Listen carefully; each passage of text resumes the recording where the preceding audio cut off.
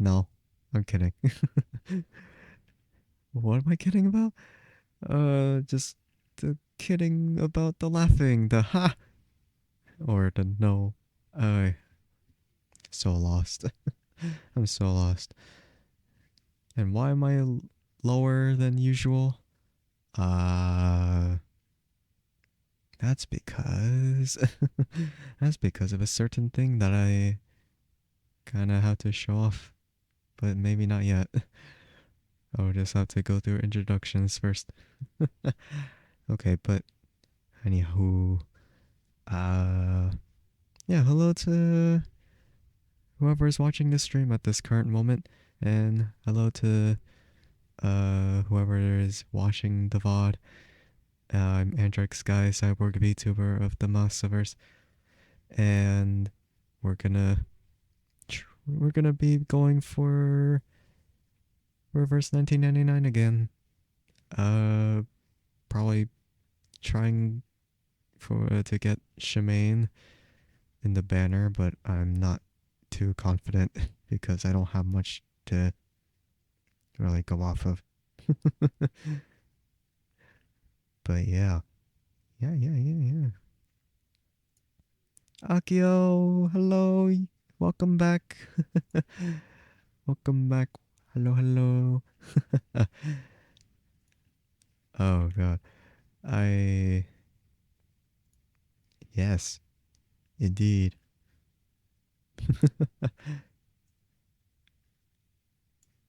How are you doing today? Hello. Oh god. Okay, so the first redeem. So I am gonna go with that. But yeah, how is it going?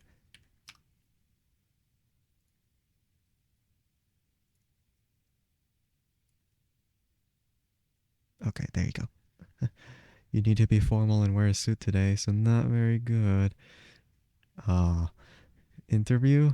Or maybe some formal occasion? You need to spend monies. Well, be careful on the spending then. Um, just hopefully nothing wrong goes from there. Oh, engagement party. That's wait, then why is it not very good though? Or is it just the suit part that has to uh or is it just the suit that was it would not be good? Or just being outside of your own personality? I don't know. I'm not sure. What's not so good about that? Oh, the suit part is not yours. Ah, I see. Well, if that's the case, then let's hope that the suit doesn't get messed up afterwards. Uh, but yeah, when I'm wondering. No, I'm kidding. Not. I'm not wondering anymore. It's all up to whatever happens in that party.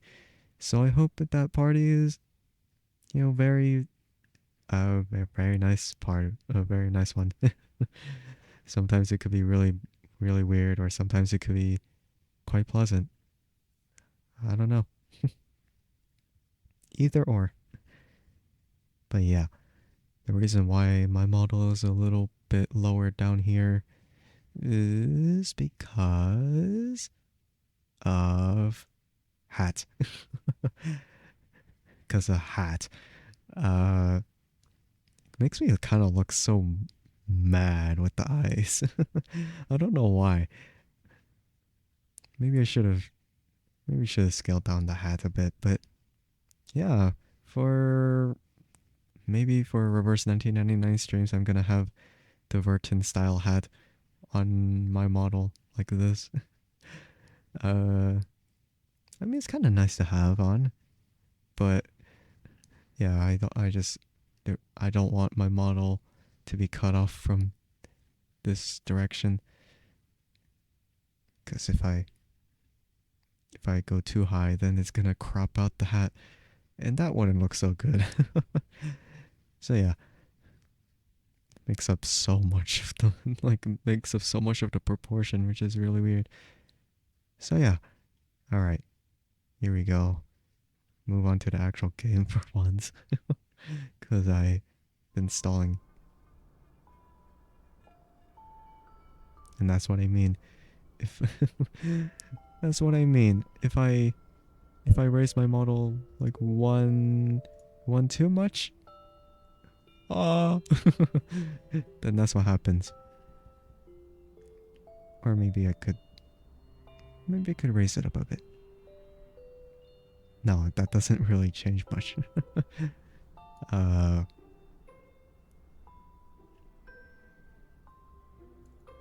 okay, I guess about there. You're gonna see more of the hat than my model then, if that was the case. And thank you for the lurk again, sunshine.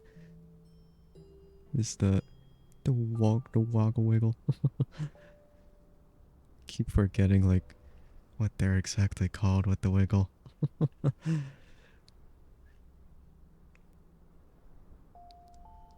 Man, it's just because I'm not used to Twitch emote names, so I just wonder, it's like, oh, there's two types of wiggles. Or no, that's not true. Like, wiggles could be in different kinds of forms. Okay. Plop. There you go. So here we are. Once again, I guess. Oh yeah, notifications here because I did stuff before the stream started. I don't feel so comfortable now because I don't feel so comfortable now because I don't have much to spend on the banner. I kind of want to go for it though. I mean, I'm gonna have to eventually. Gonna eventually have to go for it. Oh shit. Yeah, I'm gonna have to eventually go for it. Or skip some banners ahead. So let's see here.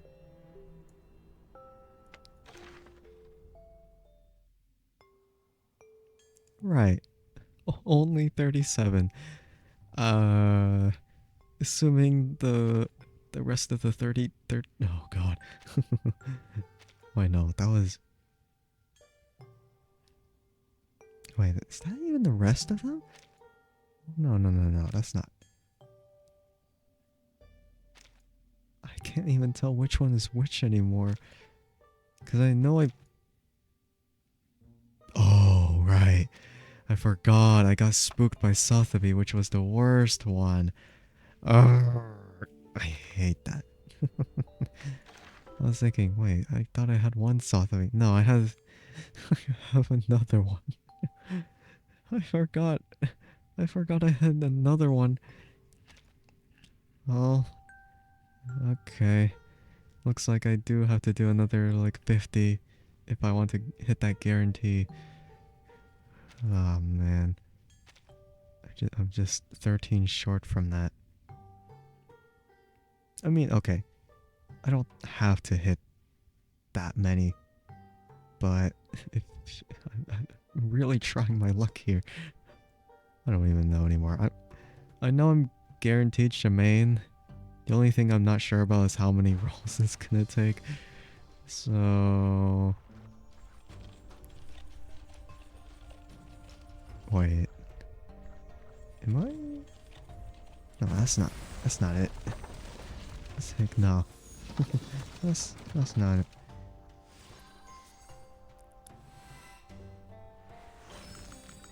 I already have you. I used to use Balloon Party, but ever since I got Tooth Fairy, I just kind of gave up on using her. Not that Balloon Party is bad.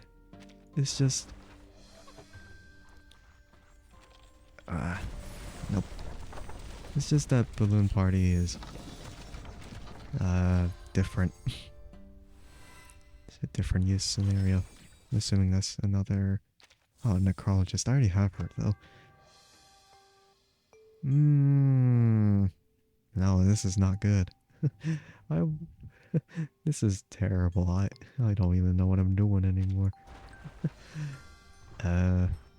Oh god, that's terrible. I already saw it and I already hated that. Okay. Okay. Congratulations.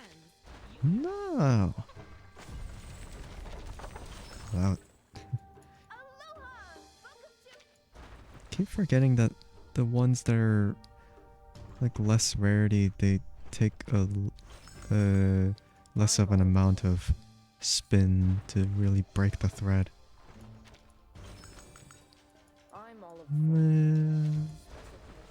Okay. Nah, this is not it. this. Yeah, it's not happening. It's not happening, no. Ah. Hello, Miss Timekeeper. Okay, let me just... just gonna have to go through the event then. Maybe we could just go through UTTU first. The crowds in Chandigarh are gathered around a small roadside stall. My dear guest, which of these cards is the Queen of Spades?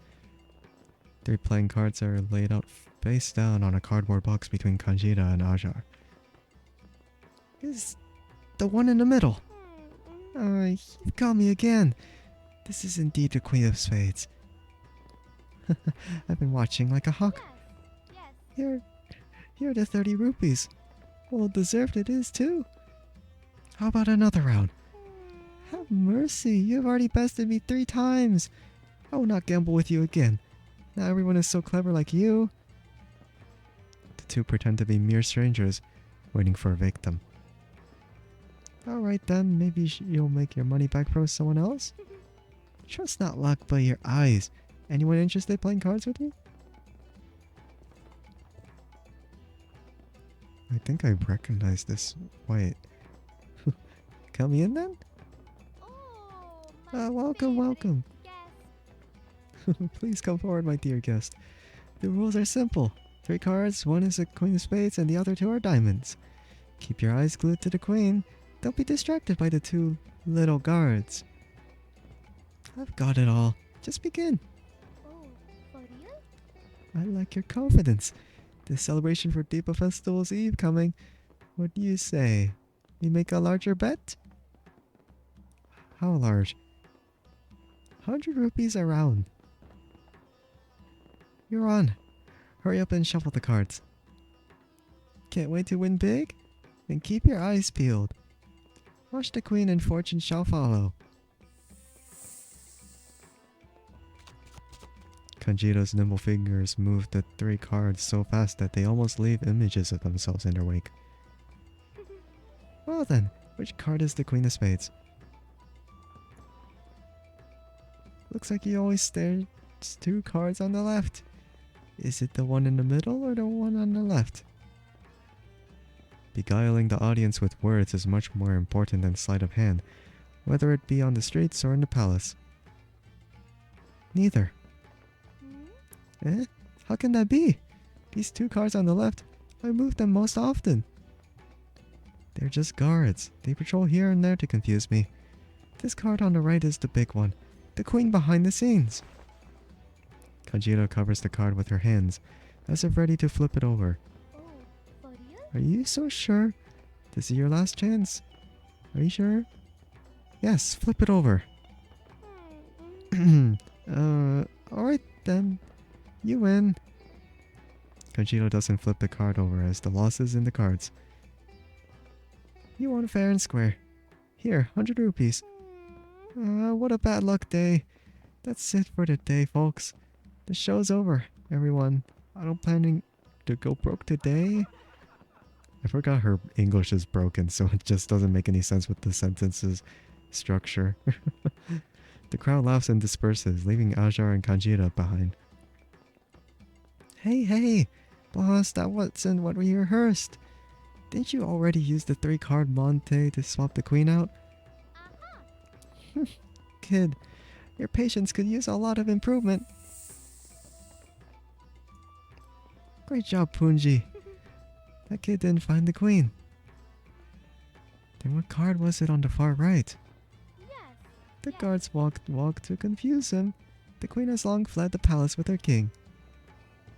Ajar flips over the card on the far right to reveal 7 of diamonds. Beneath it is another card with a brown back. A small card with some pattern. This looks like a limited edition card from a picture book. UTTU. Is this a real word? Miss Shoja did never teach me this. Is this really worth 100 rupees? You is so short-sighted. This is just bait to reel a big catch in. Come on, keep up. I want to see what this UTTU is up to. And this is how it starts, I guess. As I've seen countless amount of times. We got it. Wait. I can have more assistants? Wow. That's interesting. Right, I forgot. We can't have it. We can't even have that, like, gacha currency on here. Okay. UTTU later, then. Unless... No, never mind. Jay with the 5-stream streak. Hello, hello. Welcome back, Jay. Hello. Oh god, I'm... Okay, bells echoing the valley. Oh yes, what is this kind of events, huh? How are you doing, Jay? What is... How's it going? Oh yeah, how was that college interview last time? Did things go well? Okay, 60, 120... 100... Wait, no. Wait. 60, 120, 180, and... I don't even know 240 is enough. It's gonna be enough for one poll, and that's it. Unfortunately. You're only gonna be it for a little bit, but you thought you'd mentioned yesterday you went to your college interview and you've been accepted into the course. Well, oh my god, congratulations. I'm glad it went well. Yeah. That's very nice. Very nice to hear, but please, whatever you need to do, then go ahead and do that. I'm glad that you stopped by even for a little bit, so I appreciate that. I appreciate it. Yeah. But yeah, glad everything is gone into place. Yeah. Okay, last echoes in the forest. Woo. Okay, so getting accepted into college, and meanwhile, I did not get Shemaine. Frick. Well, not yet anyway. I haven't gotten through yet all the way. The wind tears at what's left of his clothes. His body is like a hunk of naked flesh, crawling miserably along. The scarred chest and the bloodied feet have numbed him, but he keeps his hollowed eyes fixed on the steep, terrifying road ahead. Keep moving to the higher place. He mumbles through cracked lips. Where is here? None could tell, but the man knows he must go north, away from that village, away from that city, and into the rumored depths to find his final salvation. By now he has successfully distanced himself from his homeland. But he does not know if he will make it, or if he will become a feast for the vultures. The physical agony and torment let him temporarily escape the mental torture. To him, this is enough. He does not want the journey to end. Instead, he wants the penance to go on ceaselessly, like the fierce wind swirling on a cliff. This is...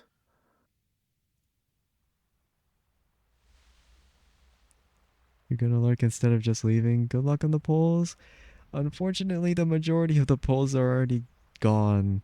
So, I don't know about that. But yeah, when I get enough polls, I'm hoping to get him. So, thank you for that. Oof. Yeah, but hope is not lost yet.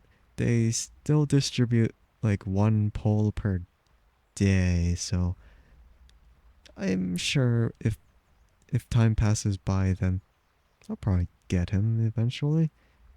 Oh yeah, I still have to do the limbo, so that's a good way for crystal drops as well.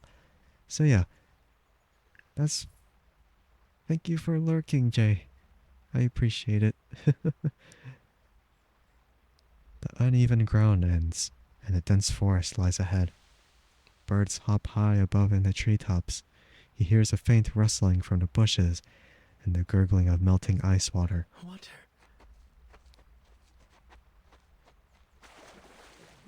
He buries his head in the icy river, the cold making his skull tremble, and rejoices with deep gulps.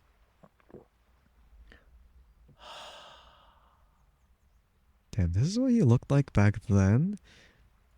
Man, how he aged up. Having guzzled down the water, he lies on the soft moss, gazing at the dreary sky. Let's see how much farther you can take me. He takes out the sharp pebbles in his soles, tears off his left arm cloth to bandage the wound, and walks to the forest entrance. A huge tree towers over the entrance. The bark is peeled off, carved with a twisted, bizarre deity. The deity's face is smeared with beast blood, seemingly warning those about to enter the forest. A handful of wounds is placed on it. After all the poisoned arrows, deadly traps, and the fierce animals. Fingers without nails brush over the deity's eyes. This face even looks welcoming to me, my friend. He raises his hand, snaps off a thick branch, and staggers into the lush forest.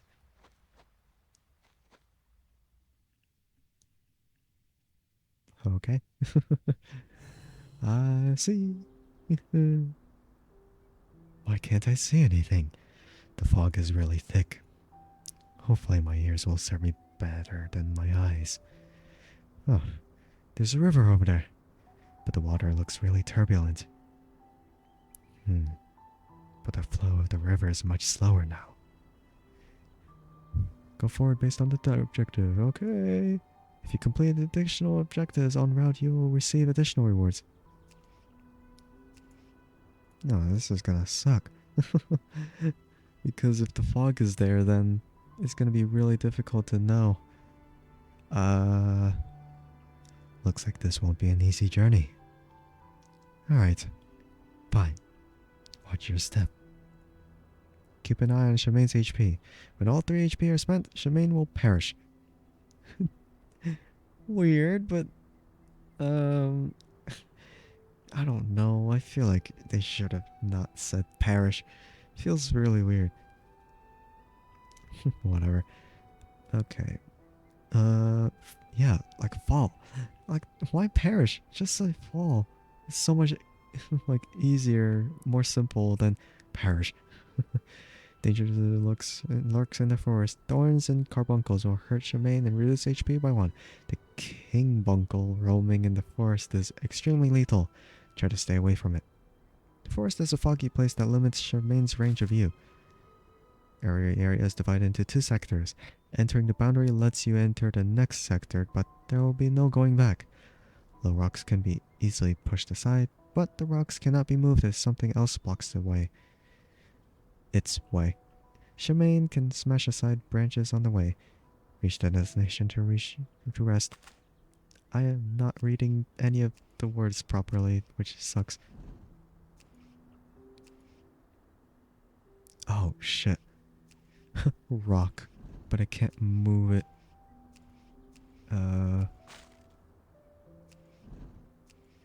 Okay, the weird thing is that there's no amount of actions that are counted. It's just as long as... Okay, well, for now anyway.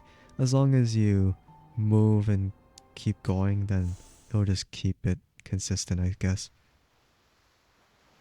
The river splits the land in two, like a crack in a canyon, turbulent and icy, never to be mended. Without a doubt, the rapids will sweep away anything that steps into the current, while the remains will become a feast for the fishes, continuing to nourish this forest. It's not wise to wade this river. He looks at the river's source and its destination with no end in sight. Crouching down, he reaches his right hand into the rapids, feeling its breath and fury, but he frowns solemnly, withdrawing his hand. Seems like I'm not welcome here either. Bowing his head, he looks back at the way he came. After a long while, he turns and faces the river, taking a deep breath. Splash. He jumps in without hesitation.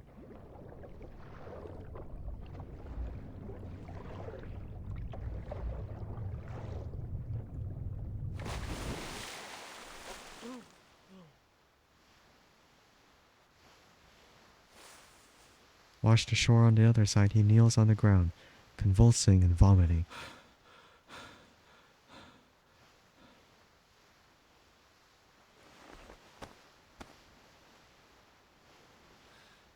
Just walk it off while you still can. Nothing to complain about. Damn, he endured a lot, huh? Bye. Thanks for the lift. You may have crossed the water, but you'll need to swim out of the river. You may find firewood, but you've got to start a fire. We should move on to the next location. Oh, so this is not even the end of the stage. What the hell? Okay. Huh. Well, about this boulder. Where did it come from? And how did it end up here? Massive, immovable. Anyone who sets their eyes on it would wonder about these things. The huge boulder, carved with strange patterns, is wedged in the crevice by accident or not, blocking the only way forward. It remains motionless, leaving only a gap the size of a fist. It looks a bit taller than the sacred fig tree at home. He pats the rock. Its smooth touch seems especially unfriendly now. It's not as easy to climb as that tree. He looks for footholds on the boulder and moves up skillfully, climbing bit by bit with his right hand.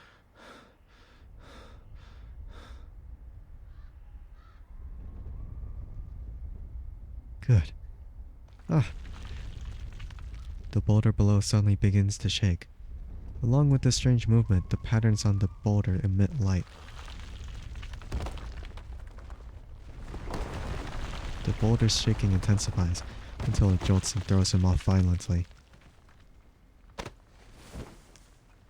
On the ground, a cone-shaped bone shard stands sharp, predictably piercing his calf. Jesus, man. Blood soaks the leg cloth. How is this rock? An unforeseen obstacle. Bearing the pain, he forcibly digs out the bone shard. Quite the temper. Jeez, man, what the hell?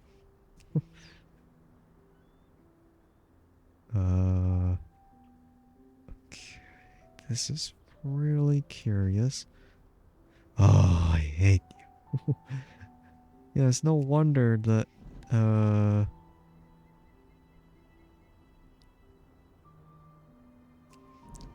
Yeah, it really is no wonder there's not that many, like, there's no limit to the actions that you can do.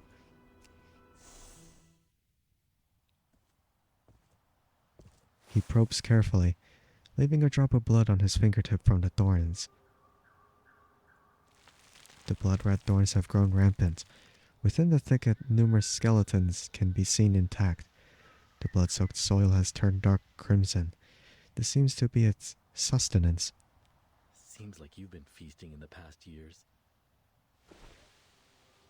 The fingers avoid the tips, instead of grabbing the coarse branches between the spines. I wonder what your teeth can do to the stones if they couldn't even break up human bones. Let me think. He gathers a pile of pebbles, picking out the hardest and sharpest rocks.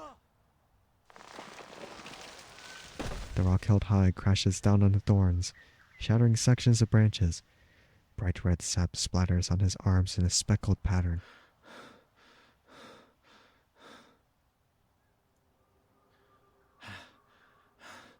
Almost done.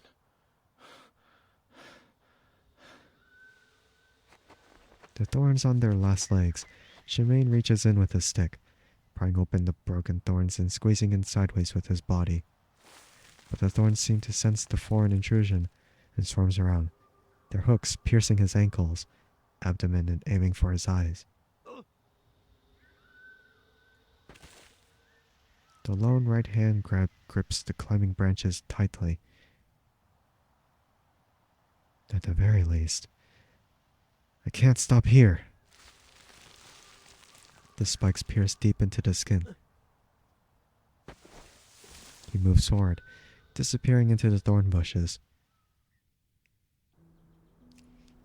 He endured through a whole lot of shit. Holy crap.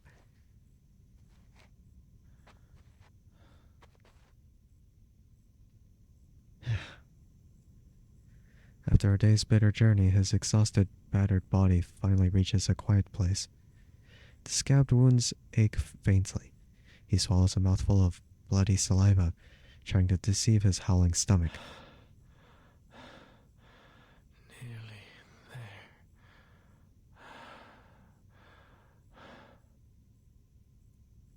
He looks up, the sky spinning in his eyes. Without any warning, his heavy eyelids droop. The sky draws its curtain. Freezing darkness swallows the hills, invading his body, and soon his consciousness sinks into a dense darkness. He collapses to the ground like a cut log. The faint sounds quickly are dispersed by the wind and snow, disappearing into the woods.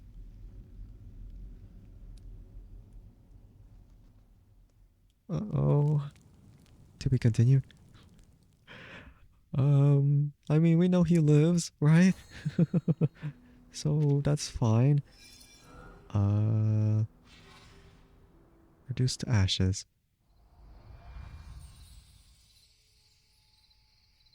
Bum bum bum. Bum bum bum. Bum bum bum bum. I don't know what I'm trying to do, but oh well. He vaguely hears a woman crying helplessly. The sound of her trembling vocal cords is familiar. Is that really the right spelling for vocal cords? I don't think those are the correct kind of chords that... Okay, we know there's a difference between chords and chords. The one... Okay, maybe I'm just stupid. I'm mixing them up. Okay, no, never mind. I'm just stupid then. The smell of burning wood rushes into his nose, and he hears a crackling sound beside his ears. This again. He sees flames ablaze, engulfing the house before him, black debris floating before his eyes. He stands before the dilapidated house, shadows covering his face, a sense of suffocation like the day the fire started. I won't fall for this again. I will stand here and watch you burn to ashes.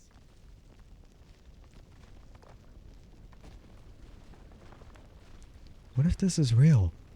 A voice whispers to him. same voice, to which he once sacrificed his left arm in a state of despair. Thus Morpong was spared, but the powerful Sharma was no more in this world. He can still make a choice. The wooden door in the house collapses, sparks splashing on his face.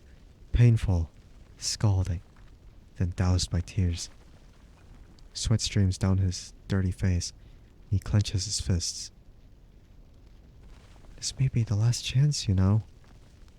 You try to abandon it all, to forget everything and numb yourself with physical pain, but the meaningless questions still swirl endlessly in your head. But is it really meaningless?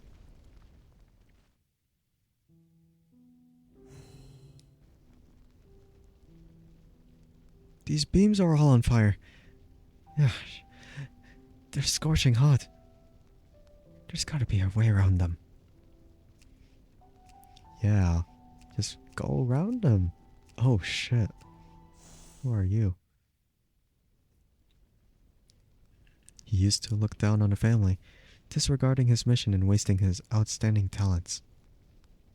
A veritable Eden, where arcanists and humans could coexist without hierarchy. That should be the shared future worth pursuing. He had never wavered in this belief. The crippled man supports himself on the table, sits on the floor and leans against the wall. The burning wood crashes down thunderously, shattering the table inches away.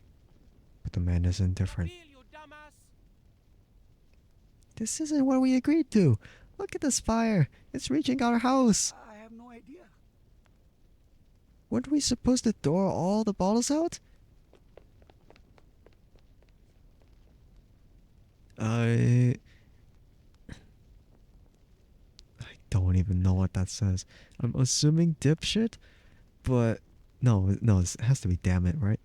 Damn it! Those guys didn't tell us any of this. Forget it, let's run.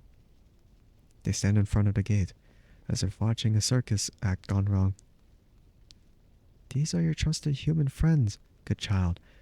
His father's voice echoed in his mind. The guilt and grief have subsided over time. Only the deep-rooted hatred remains. He goes over and tries to support the old man on the ground, as he had done time and again in his nightmares. We don't need you here. Rejected once again, his father's dignity and grace didn't fade in his memory, even after his death. You are no longer a Sharma. Take your hats off me.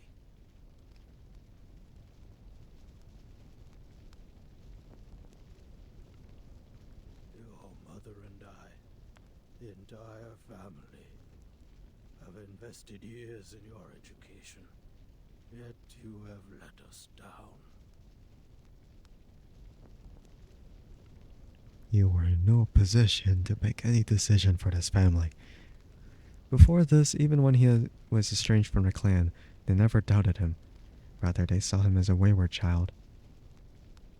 You think our reluctance to interact with humans is just stubbornness. You think we shut those humans out to cling to our land, intimidated and afraid of losing this so-called dignity.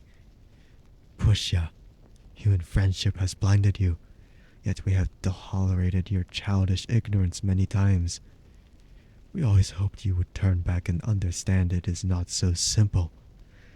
That this is not a rift you alone can mend. He shakes his head, his last bit of strength spent. His throat chokes up as he tries to utter those undelivered words. I can give everything back to you as long as everyone gets out of this place. Damn, he got slapped.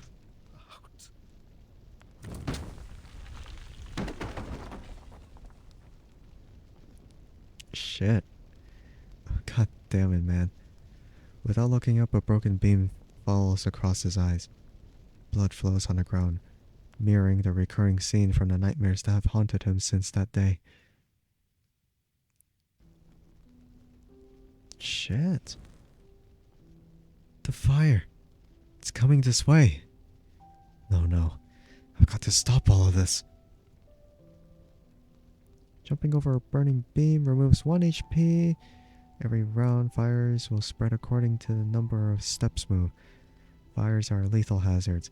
Water in the clay vessels can be used to put out the fires and stop them from spreading. Shimming can push clay vessels in the way, but the broken pieces will block the way.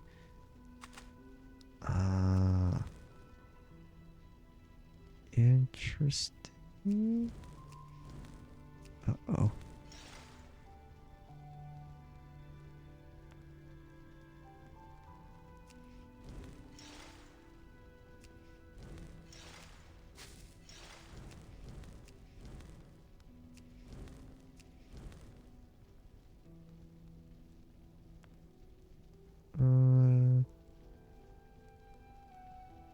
I feel like there's no other choice, really.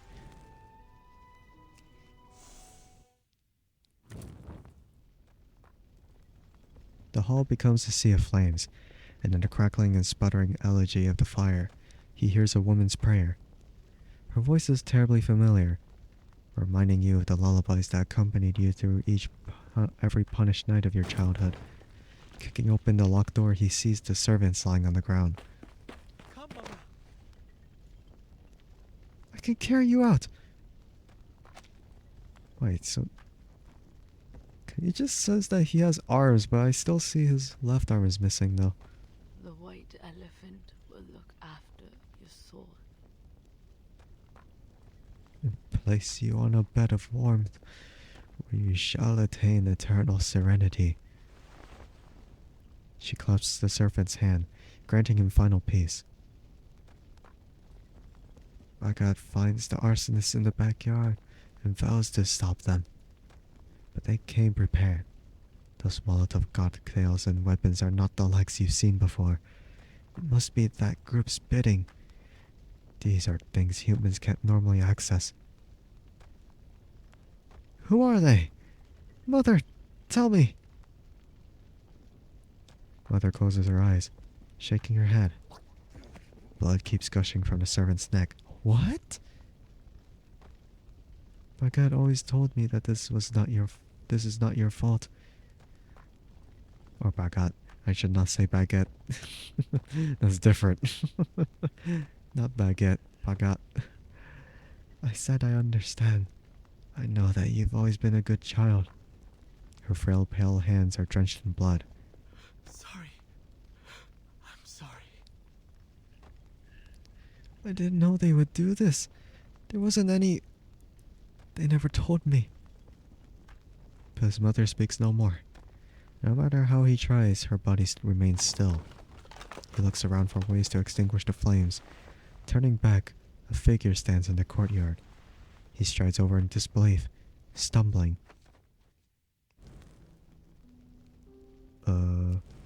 Okay.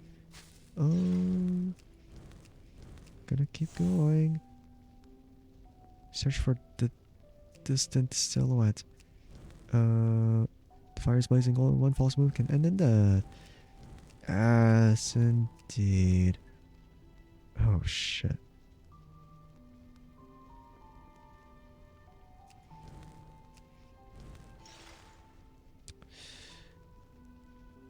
Yeah, I should have not done that. Maybe should just move on here. And probably like this. Like that. Oh, no, we're fine. The burning sacred fig tree, the collapsing houses. She watches it all with delight, as if enjoying it. Sister? Why are you here?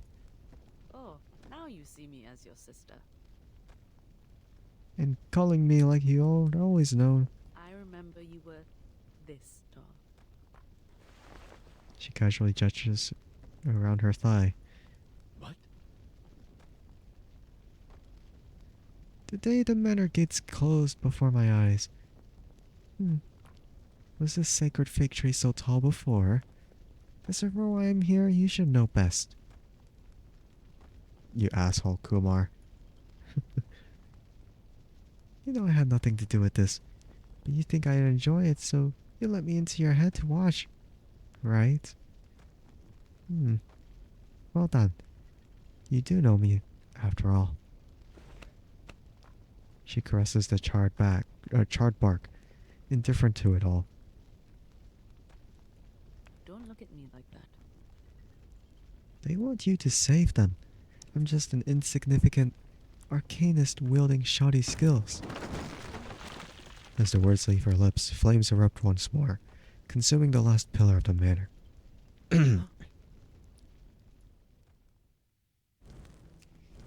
Oh, let's go.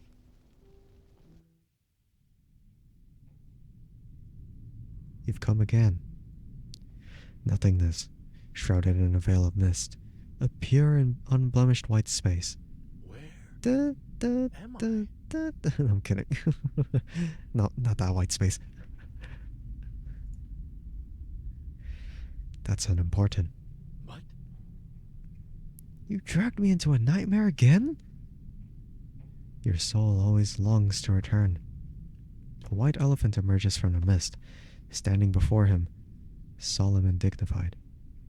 It's you! What else will you take besides my arm? Come take it. Besides this body, I have nothing left to give you. Its figure slowly fades away.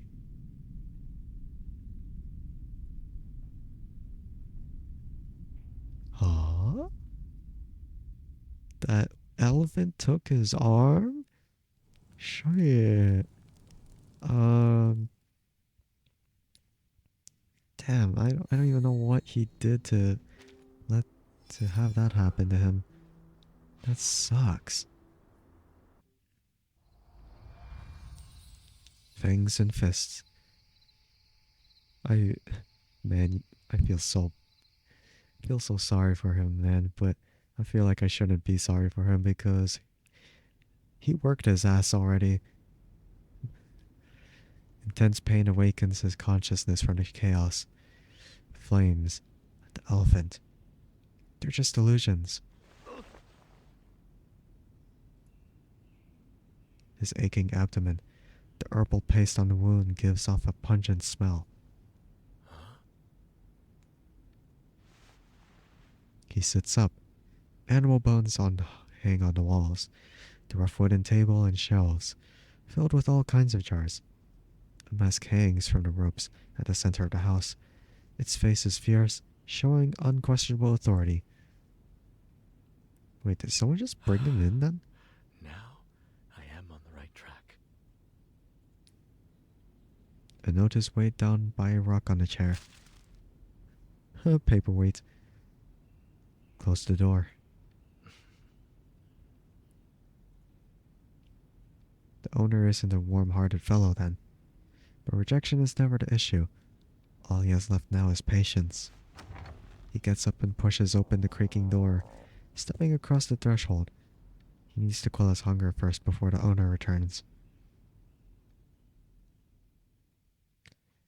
Couldn't couldn't the owner just close the door himself before he left? Whatever. It doesn't look as docile as rabbits. I'd better stay away from it.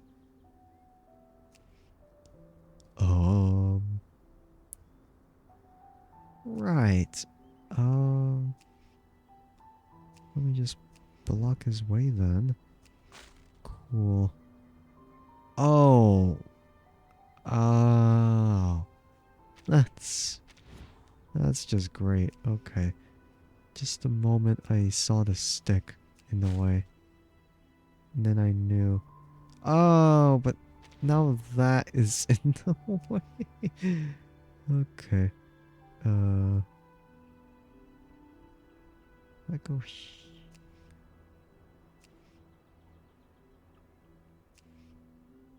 No, it's not gonna be any different then.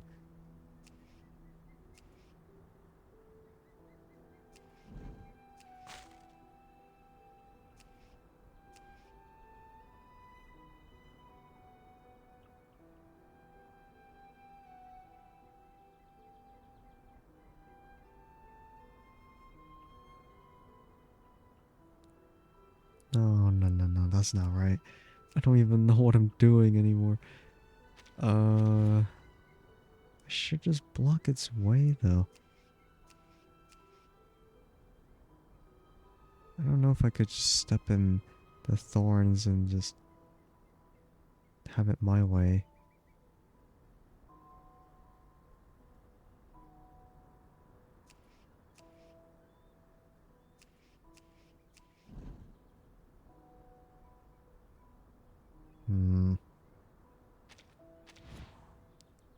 I feel like I could do this without needing to hurt myself. Can't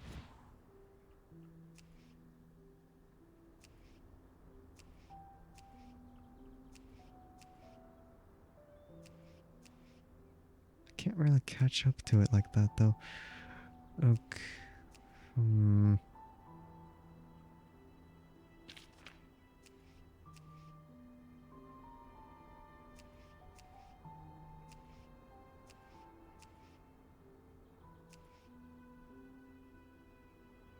I mean, I could just... Oh, yeah, I forgot about that one. Alright, let's think this through a little bit more then.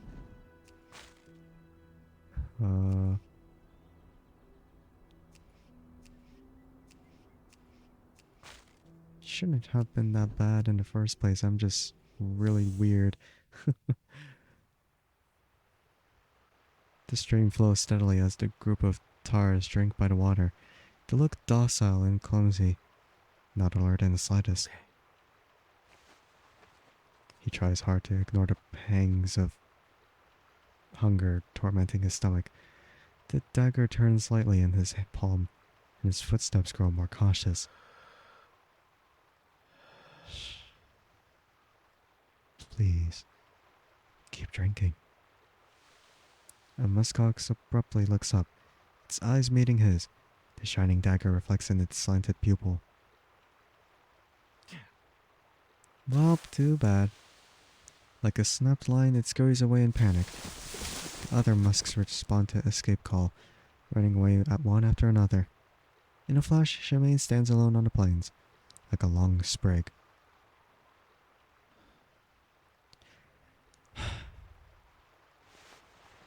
He sits on a rock, heaving a long sigh. Well, that's very unfortunate then.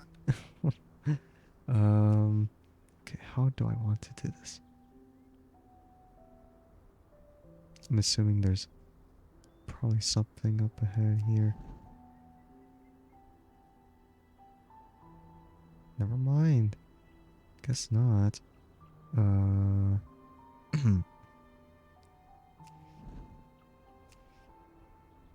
Shit! I thought for just a second. Okay. Let me redo that then.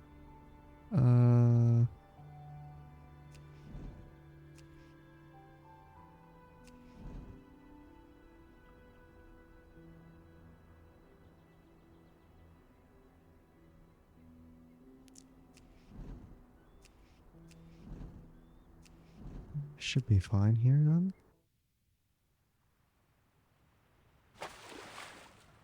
He washes his grimy face, the icy water sobering him a little more.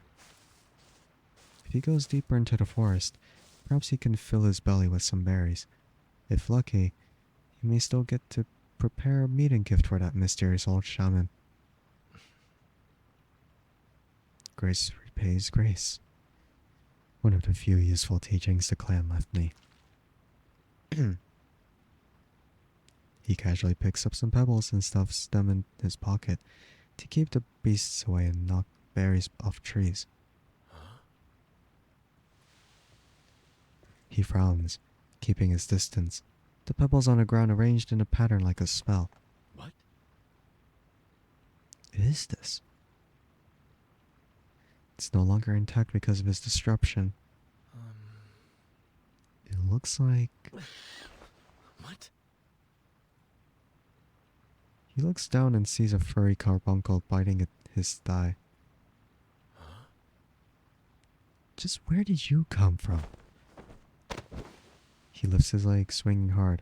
The carbuncle flies midair like a fallen fledgling, crashing heavily into the soft soil. Shemaine holds it up to his face, examining the tiny, strange creature. Suddenly it quiets down, grinning meaningfully. Meaningfully? Not menacingly? I don't know anymore. Shemaine turns his head. A group of carbuncles is charging ferociously towards him. Oh shit. Do we have to do this, little one? Shall we make a deal? The squeezed carbuncle stares silently, seemingly unwilling to let him go. Fine. Fine. I guess.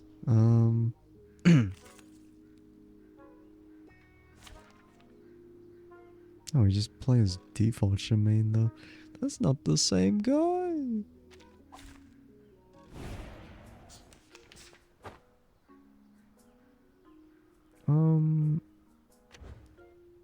Okay. Could just do this. Now dance. Hold on to that. Oh, this is gonna be so fun. This is gonna be super fun. If I could just spam it now. Spam his ult. Give me a hand, friends. I can't do this alone.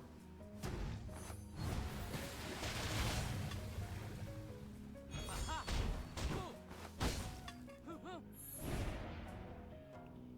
And then another ult. And then another ult. Or maybe not that many ults. Give me a hand, friends. I can't do this alone.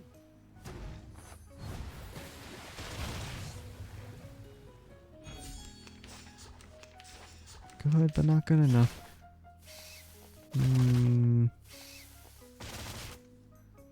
Okay. Just that much then. Hold on to that. Aha!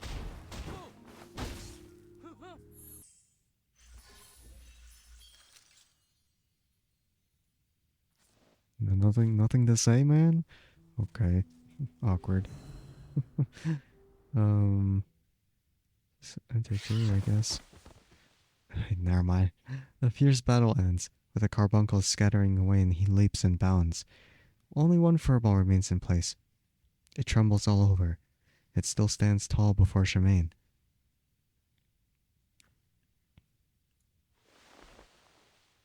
Expressionless, Shemaine raises a branch towards the furball, his long shadow falling over it, its fur drenched in fear. The branch swings down but lands elsewhere. Unable to withstand the fear, the furball scurries away whimpering. Dropping the branch, he brushes the mud off, his empty stomach hastening his steps.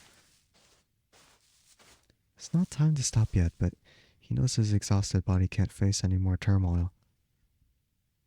Jeff! Blue baby. Hello, Jeff. How's it going? Is... Oh, wait. I forgot if it's... if it's a break day for you or if it's... Oh, you just finished work. Okay. I was wondering. I was thinking, is Jeff finished? Or is he on a break before it's done? You finish earlier on Fridays? Nice. Don't tell Tony that. That's a bad joke. Shh. Wait.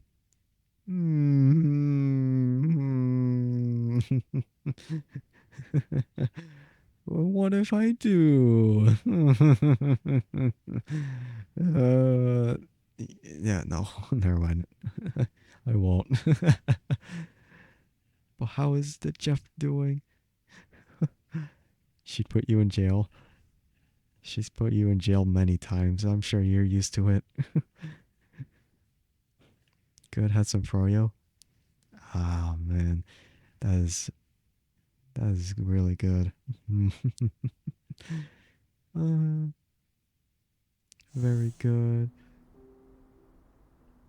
Might play some Helldivers too. I don't even know what that game is, but... Oh yeah, I did hear that you were about to play it, but then you couldn't get it to work because of some connectivity issues. But hopefully you get that to work then.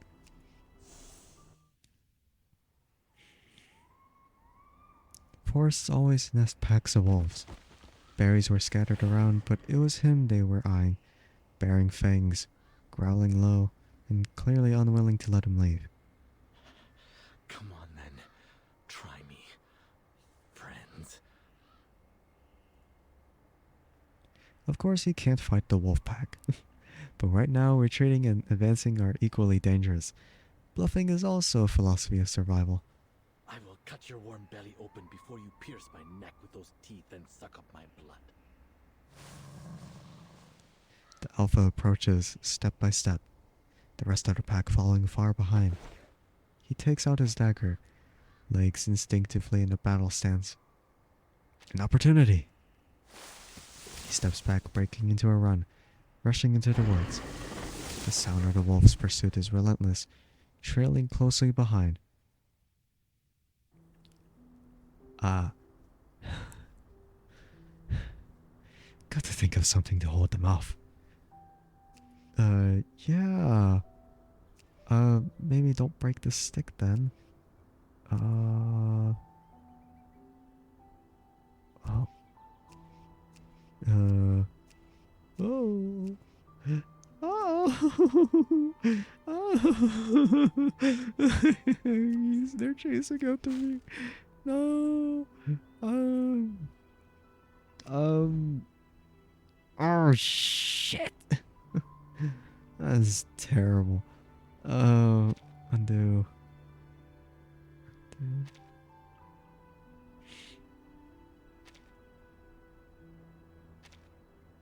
Maybe the whole point was to...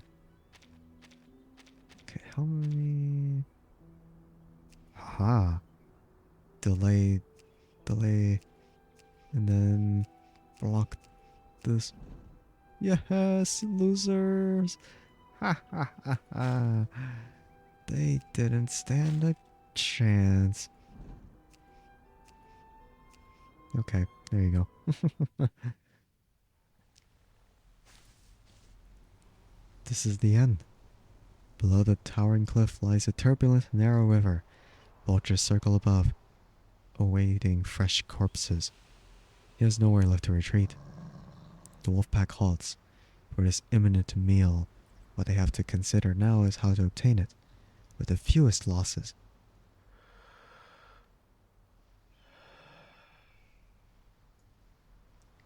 He closes his eyes, nostrils contracting as he inhales. If it can stop here. The pack attacks, but he releases the dagger in hand. Now anyone under claws can tear his body apart. The whistle sounds in the wolves' paws, quickly retreating back to their original spots. Excuse me, those were his wolves? Man. A hunchbacked figure strides out of the forest, casually throwing the wolves some rotten meat. The alpha takes the meat, leaving silently with the rest of the pack. He turns his head slightly, his gaze sliding past the dagger on the ground and glancing at the figure standing at the edge of the cliff before heading into the forest without looking back. Shemaine watches the hunchbacked figure leave further and further. Finally snapping out of shock, he jogs to catch up. Those were his wolves? I would have been dead, man. What the hell? And he's like, oh, stop it. And then there you go. I could have died, you know. Man. Okay. In humility. In humility for what? What do you mean in humility? Humiliated?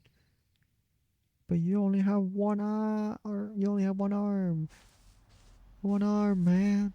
You can't do that much. Although hunchbacked, The old man's steps are much faster than his. Maybe for you a bad idea. Tummy hurt. Uh-oh. Oh no. Hmm. I don't know what to do about that. Hmm. Okay, maybe it wouldn't. Maybe it won't be that bad, right? Hopefully. Oh no. Uh. Just when everyone else was sick already. No. He moves casually through the shady, lush forest as if walking through his backyard garden.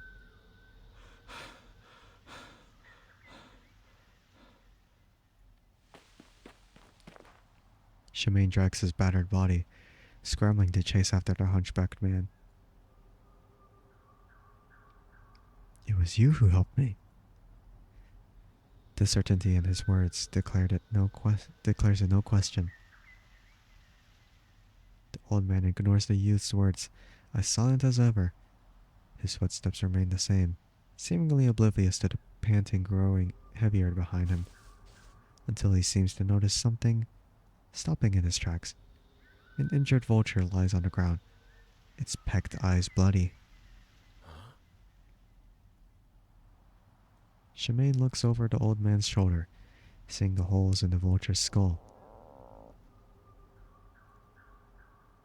This isn't appropriate, nor is it delicacy. It's just all instinct. Or it's all just instinct. The shame that instinct brings makes his cheeks flush. Oh, that's the humility. I. The old man pays no mind to you. He reaches out his rough, bark-like hand, gently stroking the vulture. It trembles no more, pupils gazing up at him, as if looking upon a deity.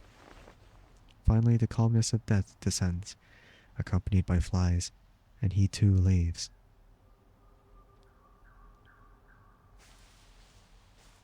The two continue walking in silence, one after another. Is that wait? Is that why he wrote the note? Is it because he can't speak, or is it just something else? Oh come on! What is this? He's gonna be like, nah, you gotta go the long way around. By the stone formation in the gully, a familiar silhouette sways slightly. Its black fluff bristles slightly. It's on alert. Huh. It is the one from before. The old man walks straight towards it. The furball bounces over and you see him bow slightly, placing a bunch of purple flowers on the formation. The tiny carbuncle happily hops, gladly making way. The old man shakes his head, flashing a light smile, and steps over the cleared path. The carbuncle dutifully returns to its original spot, continuing its alert glances.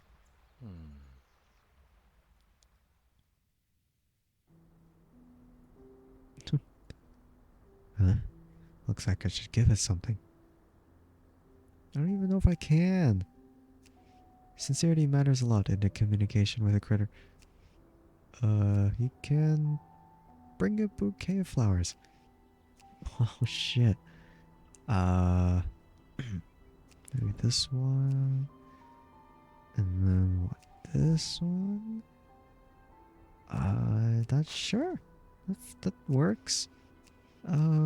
Hopefully it's not a trap though. A wildflower. You can show your sincerity to it. Okay. I'm assuming that's just it then. Hey.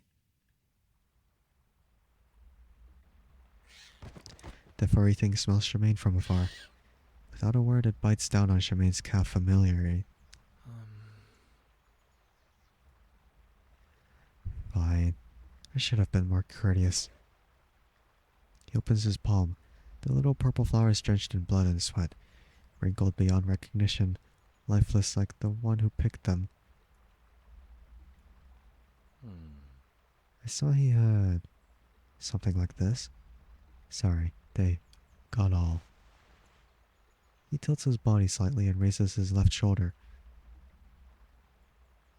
He releases his mouth, looking somewhat dissatisfied. But it's generous with him.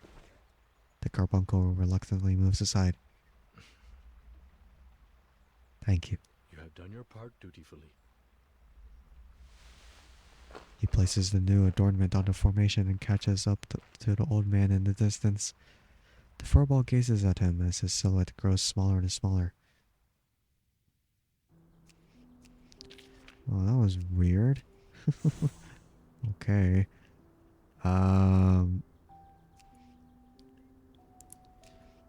Well, isn't this really funny?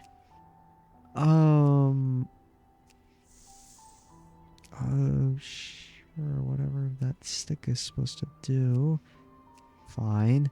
I don't even know anymore. They paw away rocks, chewing the tender grass underneath. Without the noise of water, the tar's ears are especially keen. The slightest wind can make them alert.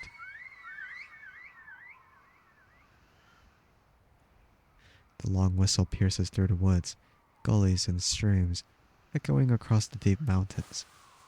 The herd suddenly lifts their heads as one, looking at the old man above them, like a flock of loyal disciples. The old man jumps down, and the herd abandons the delicious tender grass below, scurrying after him. Follow the herd from behind. Shemaine follows behind the sheep, observing a staggering lamb at his feet. He struggles to keep up, stumbling and falling behind. Reaching out his right hand, he gently carries the lamb overhead, squeezing into the herd.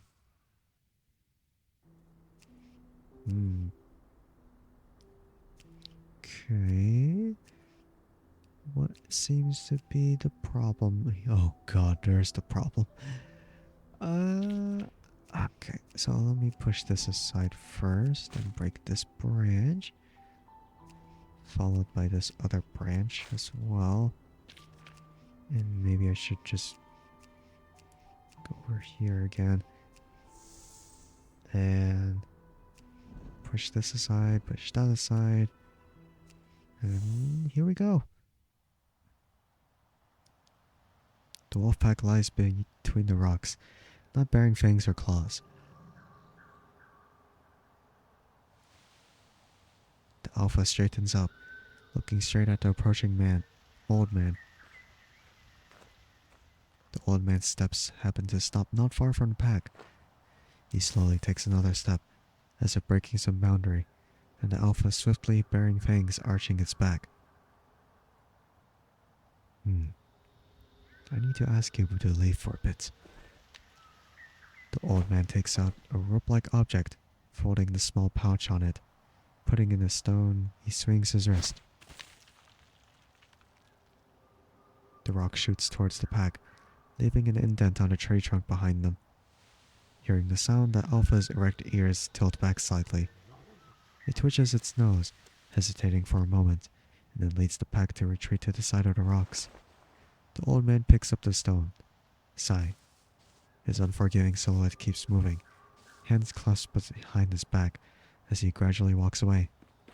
Shemaine catches up, but the pack quickly scurries back, bearing their blood-red gums, clearly hostile. With your fragile fists? Or perhaps you can find another way. I've done that already, haven't I? Tree branches, sheep wool.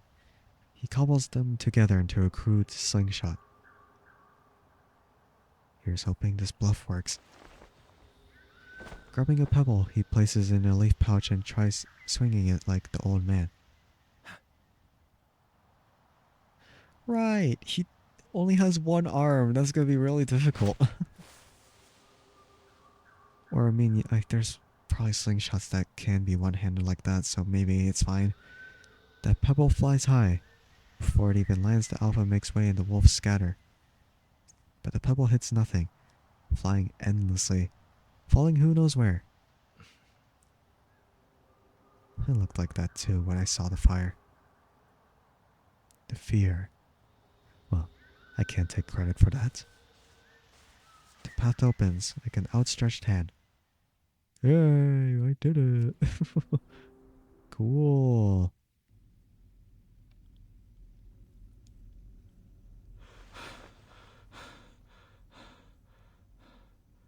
Almost there. He can already vaguely see the outline of the cabin. His body is still panging with hunger. Another fruitless day. Fruitless. Every day is fruitless. At least this time, I remember to close the door. He doesn't know why he's back here again. He has no home. But what if... Could it be? He's ashamed to still be alive, but he's come this far, all in search of life's answer. The blurry outline ahead becomes clearer. Shemaine sees the old man standing at the door of the cabin, gazing down at him in the forest behind him. He stops. The old man turns and enters the cabin, yet the door remains open. His troubled thoughts dissipate, and he quickens his steps up the steep slope.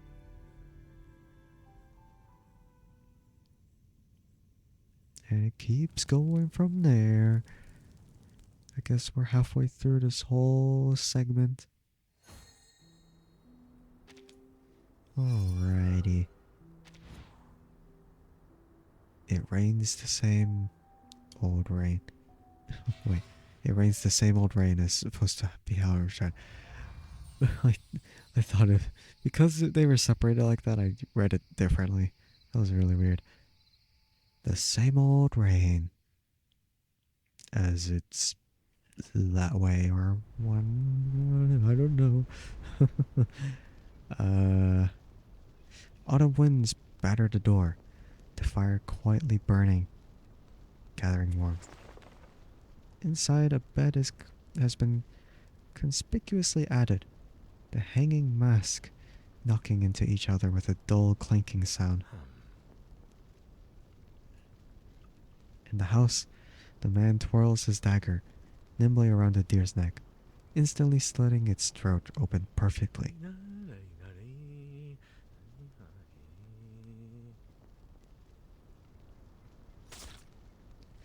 The blade gently cuts between the muscles and fur, and in no time, with the crisp sound of the dagger dropping, the whole deerskin is neatly peeled off. The blood-soaked right hand gently picks up the deerskin. He tilts his head, stepping on the skin's end with his right foot, proudly appreciating the unfurled work in his hand. Looks like this little guy will make a good drum skin.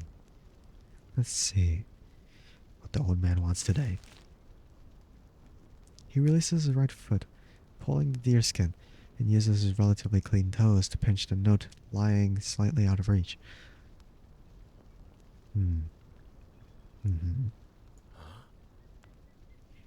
What? No.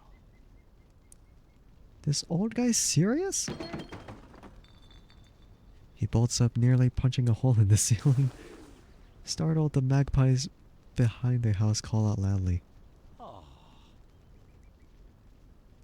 He really wants me to die in those woods. Shemaine grumbles, but still washes the dagger clean in the basin, and turns to put out the fire.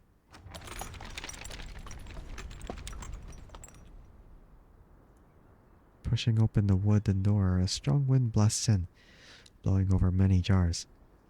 It's a gloomy autumn day. The skies are overcast and the forest is steeped in gold. Let's go. Well, what did the old man ask of you then? What was this task? I cannot tell what the hell is gonna happen from here. I'm just gonna keep breaking branches and all that, just in hopes that things are... Oh.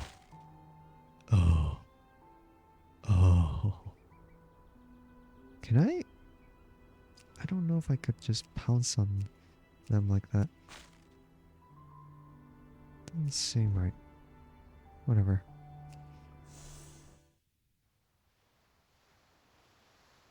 It remains the pulse of the hills, ceaselessly night and day, dividing the land in two like an insurmountable chasm. The gurgling waters surge forth, even more turbulent than before.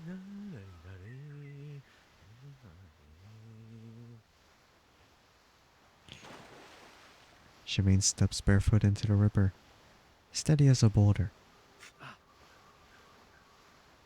It's so cold. Well, yeah, barefoot, you know.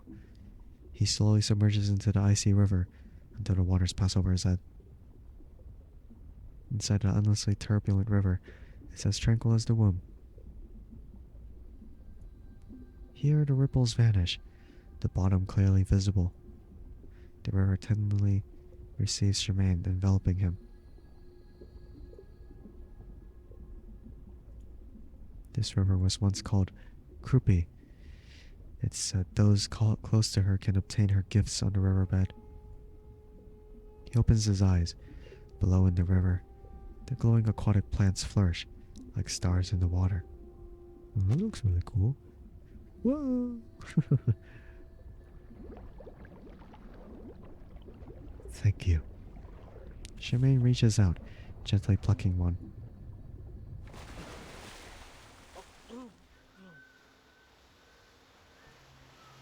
By the time he returns ashore, the waters are churning once again. The river acknowledges the one of the humble one. I don't even know what the hell is happening, but oh well. Oh.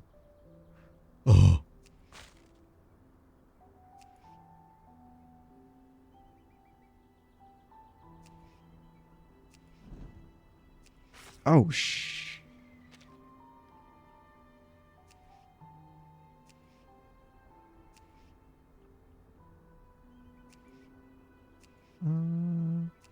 We're fine. We're fine. Another old friend long unseen. It sits here, enduring storms and invading winds. Despite the erosion of time, it doesn't budge an inch. Stubborn, obstinate, rigid, indifferent to all criticism. You used to be this small? He raises his solitary arm, trying to measure its change. I remember back then, you were at least 5 or 6 trees wide. After I left, you must have given quite some people headaches, big guy. Wait. I don't think that grammar is correct. You must have given people quite some headaches, big guy. The boulder's surface is scarred all over, carved, burnt, pummeled, anything imaginable to get back at it. But I've grown some. He touches the scars, lightly pressing his forehead against the hard boulder and stepping back. Then he kneels, bowing his head, letting his forehead sink deep into the damp soil, paying due reverence. He hears the soil loosen, and the boulder rises from its haughty throne, shifting aside. Ha! Thank you, my proud friend. Wait, does he have the... Oh, I don't see his prosthetic still. Under the boulder's throne, a verdant plant is bent over. Shemaine gently picks it. The rock admires the asceticism of the respectful one. Nope, never mind. I thought if I could just sneak on it, then it would be fine. Turns out not. A familiar place. The thorn has expanded further, encompassing dozens of towering trees. Spikes entwine the roots, nests on the branches sealed off, feathers hooked onto spikes. Remember what happened when we first met? You nearly blinded one of my eyes. Below, A gray rabbit is hooked by its skin, blood staining its fur. It's exhausted, no longer struggling. What a shame. I know how to deal with you now. I need to borrow something from you. He cuts his palm, blood dripping down, seeping into the soil.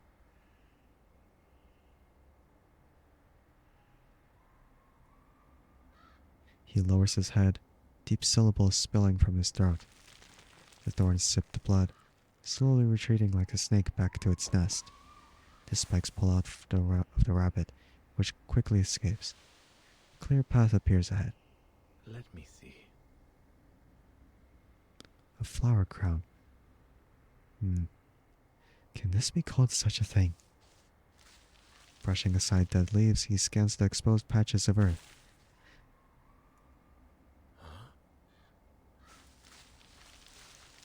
Lifting his foot, a withered ring of thorns, hardly worthy of being called a crown, reveals itself. Oh well. Didn't say it had to be intact, right? The thorn repays the sacrifice of the faithful one. Yay.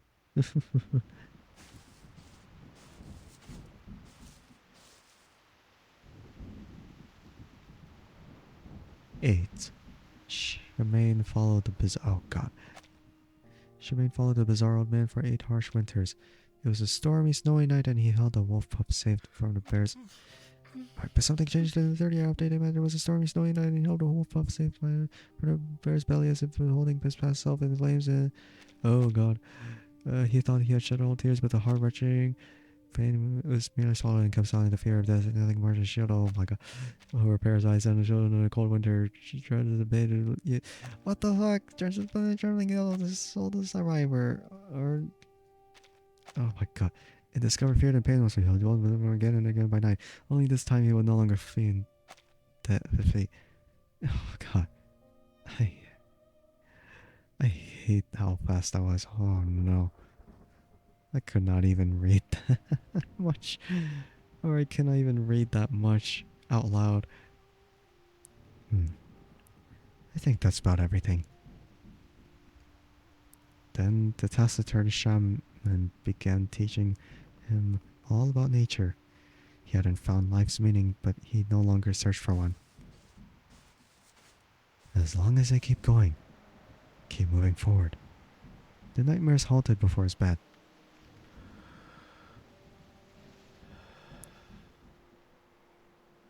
Good. Shemaine stands at the forest entrance. He has one last item left. Fine rain scrapes his face, the forest drizzling, and he quickens his steps. Okay, one last item. I wonder what it is. I'm not sure about it though. Alright. Friendship with a fluffball. The critter? Carbuncle? No, that's not right. That's not right. Or maybe that's right, I don't know. The only person I've seen with the carbuncle in the team would be Jessica, but that's different. It's far on the other side of the mountain, requiring him to first cross this dark, dense forest. The rain intensifies, mud underfoot, and his steps arduous. This is an insignificant part of the penance. Compared to the unfathomable human heart, nature is harmonious. You might have sent your blessing to the wrong place. Shit, I really just did that. God damn it. I thought he wouldn't speak, but he did. He wipes away the rain, blurring his vision, panting loudly to avoid sucking water up his nose. The way ahead is still unclear, but at least this time he knows where to go.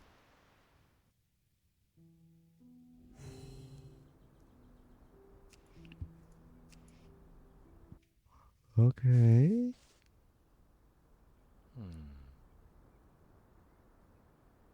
Thorn grass. That's troublesome. Hopefully it left me another path. The grass, taller than his waist, forms a dense barrier. Softened by the raindrops, it's bent at the waist. Once touched, the blades stiffen, their interwoven and razor-sharp edges able to cut skin to ribbons. Faint sounds come from the thickets. Hey, little fella. What are you doing here? The rain has soaked the lamb's fur, head down, showing on the thorn grass roots. Their tongue secretions can make the grass lower its defenses. Where are your friends? It lifts its head, bleeding, revealing a head missing an ear. Huh? You are... Oh no, that sucks. You are missing an ear and I'm missing an arm. We are the same. Or similar. Not really. The ram collapses on the ground, panting and struggling. The wolf's sharp teeth deeply embedded in its flesh like a barbed hook. Don't go over. Shemaine releases the dagger in his hand, swallowing his voice, obediently backing into the bushes. The elderly ram was isolated, which usually meant a gruesome ending. Huh? But it's your sheep, isn't it? No life should belong to me. A sound rustles in the bushes. But instead of a foot, a small lamb peeks out. Huh? The lamb lifts its short horns, rushing at the wolf pack without hesitation and toppling over. The pack retreats a half a step, then surges forth again, gnawing the lamb's head, tearing its tender fur. The bushes begin rustling once again. The flock charges out, rushing at the wolves. Is that same lamb? Oh shit. Seeing you really makes me happy, friend. He kisses its soft forehead. That's cute. His whistle pierces through the torrential rain, like an arrow shooting into the distant forest. After a brief silence, a group of tars rushes over one after another. They squeeze Charmaine back, diligently chewing away the thorn grass. Soon the berries cleared away. Hmm. Yes, that's right. Something is crying for help in the distance. It sounds familiar. Let's go for it then. Woo! Oh shit. No, not like that. Uh,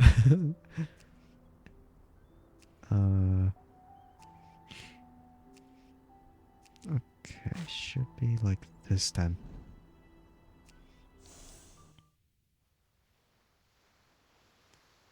In the gully, the river rises high, submerging in the pebble road. The formation is scattered by the rain, the furball hopping anxiously atop a tall rock. It has no way out, the rapid water surging beneath it. Stay there. Don't move. Charmaine wades into the rapids and carries the furball off the rock. Safe on land, it stares wide-eyed, looking curiously at the tall figure before it. Huh? Why are you all alone? Drenched, the furball scurries left and right, trying to explain, realizing its futility. It pitifully stops and stands in place. Come on, follow me. Charmaine places it atop his head. The furball sways about, finding its balance sitting steadily. The carbuncles following you may be of help during the journey. Oh yeah? Well, I don't know about that, Mr. Fuck. Wait, no, I think I could still do this. If it doesn't go well, then it's fine. I'm sure it's nothing. Alrighty then. Now we're on the same side. Wait. Since we're now allies, care to lend me a hand? Carbuncle has joined your side and is happy to do your bidding. Yay. Bells echoing. Okay. Carbuncles are agile and can easily move amongst the thorns. Being small also means not having the strength to move rocks, but it can easily crush twigs and branches. Carbuncles cannot fight other critters. Consider your moves carefully. Shemaine must personally reach the goal to complete the training. Okay then.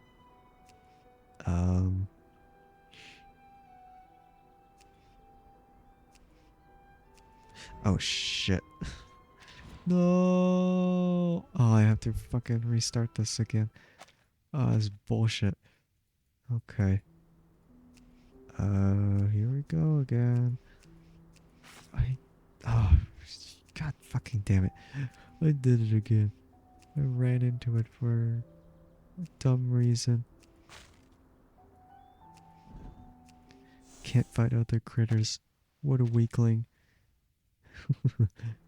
Okay.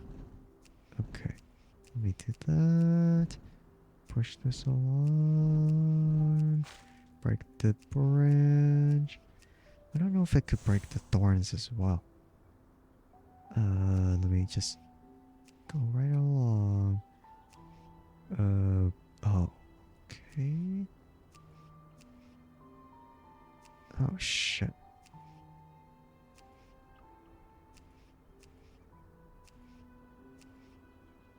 Oh, you could just go over it, huh? Wow. Cool, I guess. I can't. Okay. So then I have to... Oh, I'll break this one too. I just gotta break this too.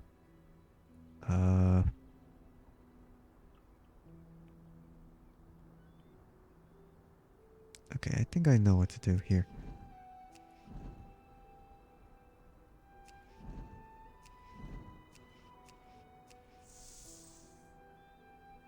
And move aside while I okay, yeah. I got it. A cave appears ahead, pitch black and unfathomable.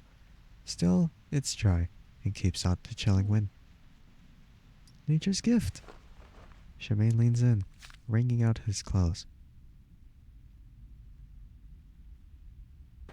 He takes out a piece of flint and looks around, but the dry twigs on the ground are too brittle and wet. There's nothing that would easily ignite. Well, not nothing. He grabs the fur ball off his head, squeezing it in his hand. Fluffy, warm, and ignitable. The fur ball senses the danger. Hey, this is a good deal. It'll be good for both of us to warm up. The carbuncle clearly doesn't understand the negotiation, but it does feel the chill of the cave. The furball curses, turning around to reveal its long back fur. See? You're so considerate. He reaches out, quickly and decisively pulling out a tuft.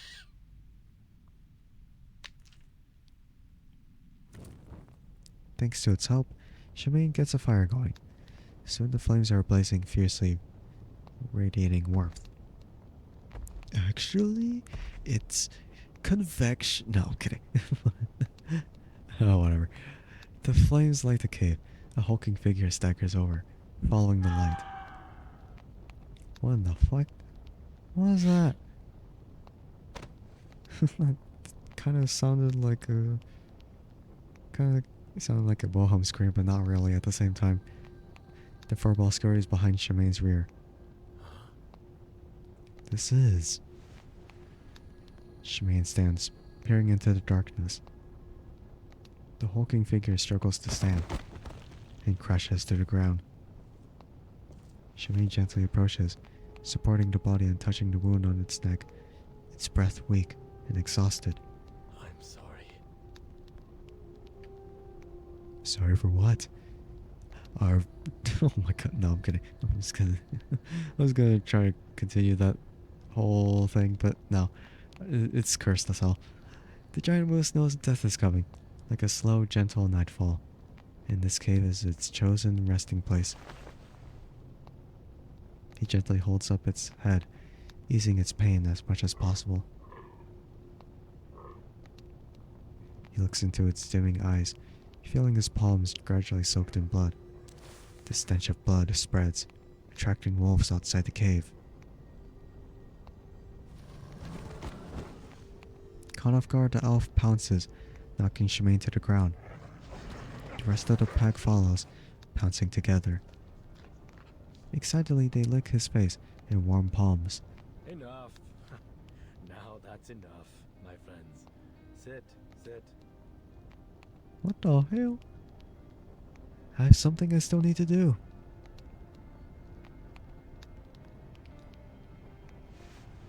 He kneels by the moose. A feast has been given to us. Wow. May it walk with you, Mother Nature. Footprints trace the cliff's edge, starting the birds into flight, becoming food and oh god. Nurturing new life. Destruction precedes. Creation. Death nurtures birth. The wolf's feast merely surrounding him like children. Keeping him warm with their trick for right then and there. Shemaine's stomach starts howling. The furball glances up at him, staggering over with meat on its mouth. The flames flicker as the wolf's snores rise and fall. Outside the cave, the rain still falls.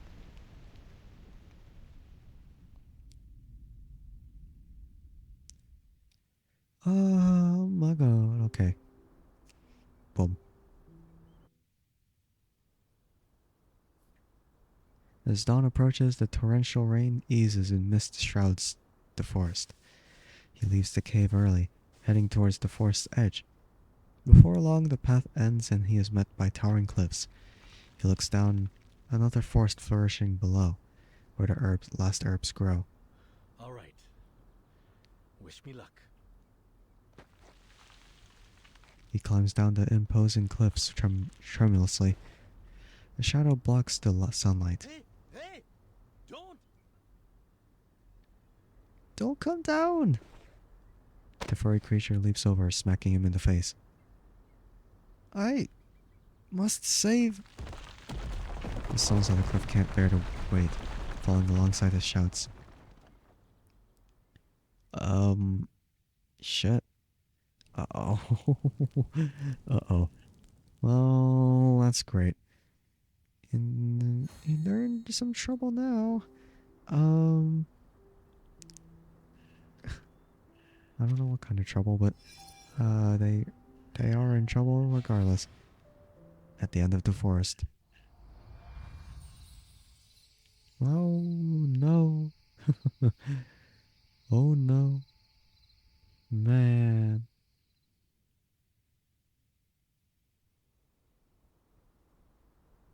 Shemaine opens his eyes, only to find the furball staring at him with its round eyes. You rascal, I only plucked some of your fur. You didn't have to go this far.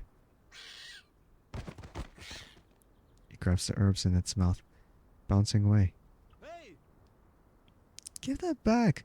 I'll pluck some of my own hair if I have to. But before he finishes speaking, the fiery thing blends into the bushes. He gets up helplessly, bearing the pain, following it into the misty forest. Visit the 3 stone tablets. Oh, those are huge carbuncles. I have to gonna go through. Oh my god, all 3 of them are just... Oh, I have to move this thing as well. I forgot about that part. Break this for me. Move along.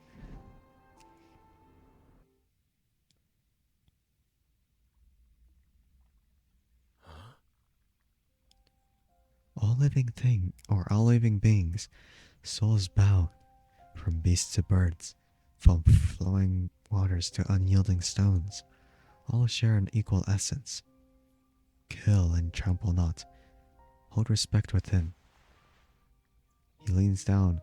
The carved lines on the steel ancient and too eroded to discern. Strokes. He goes behind the steel, finding the surface blood stain from long ago.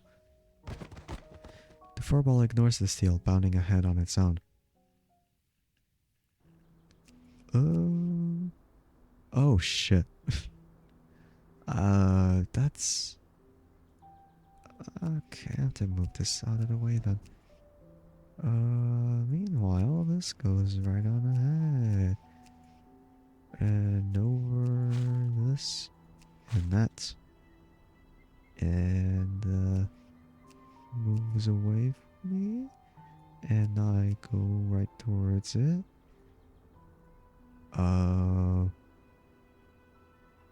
Hold on, the connection is being really rough here.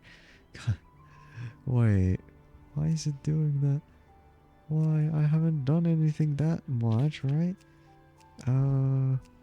Okay.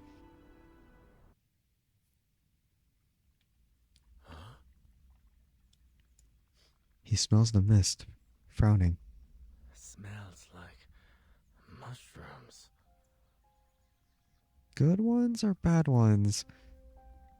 Danger lurks within, an instinct honed over months and years. Brushing aside some weeds, another steel appears. The steel is severely damaged, its carvings unrecognizable. Life is ceaseless as the endless streams. Those against nature shall suffer. Hearing a crackling sound below, he shifts his foot, revealing the bone of a human hand. Oh. I don't like that. Oh no, did I miss another one?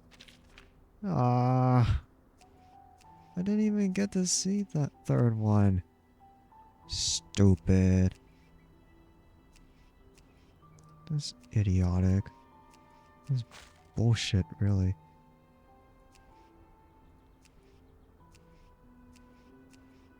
Like, let me look here. I don't... Oh, wait, there's a third one there. Never mind. Well, cool then.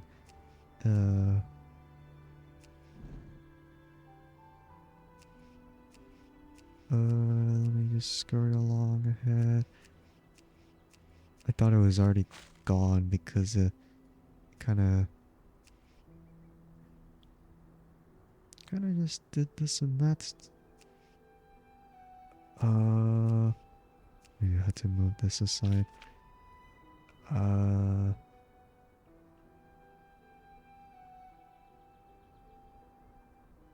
Wait, how do I do this?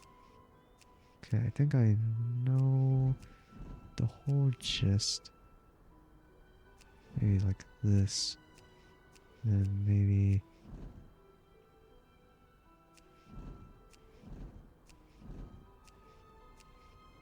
Okay, move out of the way for me, please. Thank you. Fungi cover the tree trunks, dense like swarming bees. Sticky fluids seep from the dark green mushrooms, dripping onto withered plants. Ooh. This place was nothing like this before. Something feels wrong. What is this strange place? He carefully surveys the surroundings, finding a steel wrapped in cyst-like fungi. Suppressing disgust, he pulls out the fungal bodies, revealing the carved lines on the steel. Death and life, movement and stillness, all are one. Thoughts and feelings are but ephemeral shells. This is such an obvious warning. I should have known this is another of the old man's traps. But before entering the forest, it is pointless to question such things. Let's go. What else can we do before... What else can we do but enter and look?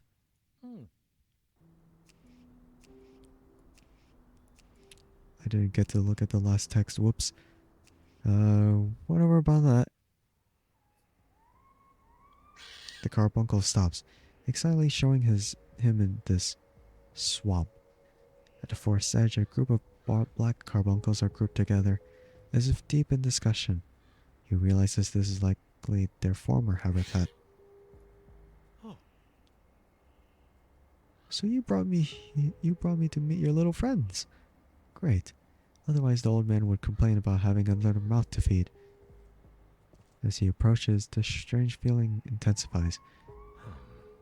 I say, your friends don't seem as chatty as you. This smell is quite rancid. The rotten stench rushes up his nose, making him gag. The furry creature's friends remain in place. Hey, I brought your friend back. Huh? Touching them, their carbuncles roll down, revealing hollowed eye sockets. Oh! Little furball! It jumps onto a rock in the swamp's center. An orange plant entwined by mycelium sits on it. It's just what he's been looking for. oh, watch out! Hey, be careful! He looks down and sees a broken shaman mask under his foot. Damn it! Lifting his head, a hand suddenly flies out, dragging him into the swamp without a word. What the hell? Huh? That sucks. Now we have to fight. Oh, shit. Oh, we have the carbuncle with us. That's really funny. Okay. Now,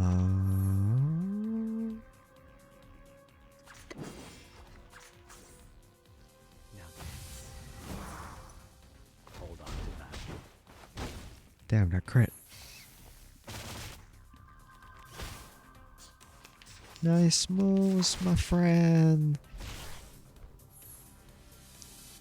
Let me combine these.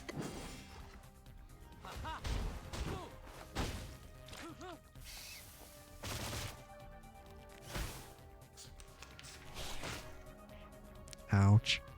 I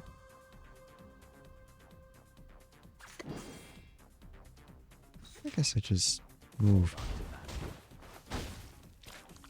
And then I'll save the AP for this occasion. And I'll just do this. And then I'll do this and that. Everyone. Give me a hand, friends. I can't do this alone.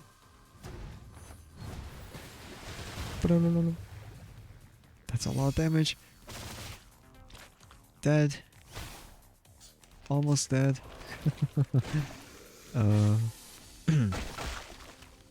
Okay, what the hell? No, not that one. That one. Give me a hand, friends. I can't do this alone. Plonk.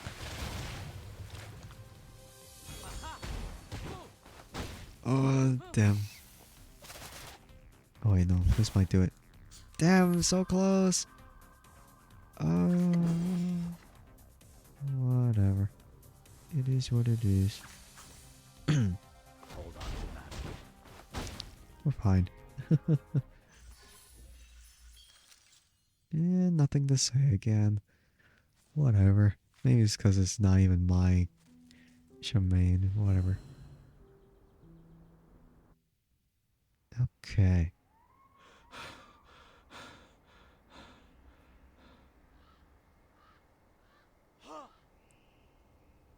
Give it to me! Dragging his battered body, he used his last ounce of strength to ignite a piece of wood, hurling it into the heart of the fungus. The fungi shriek as the flames scorch them, eventually turning to ashes. Holding the plant in his arms, he crawls towards the exit on the ground. What? The smell of burnt fungi invades his nose. Oh no. The sourceless mist fills his mind like water, devouring his legs and gradually spreading to the tip of his nose. His eyes grow veiled. Uh-oh. He's on shrooms! Or, no. A black figure emerges in the mist.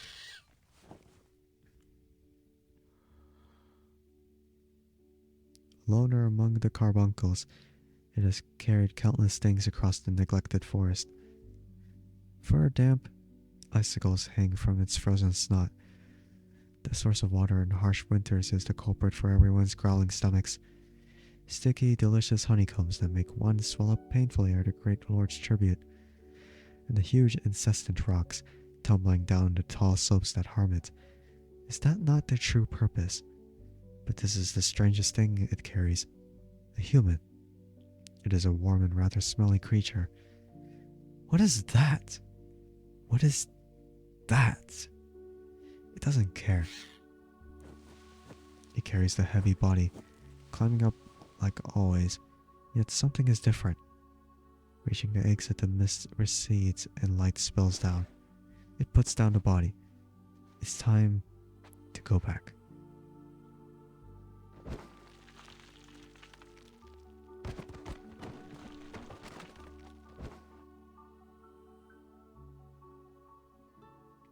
No, carbuncle, my friend.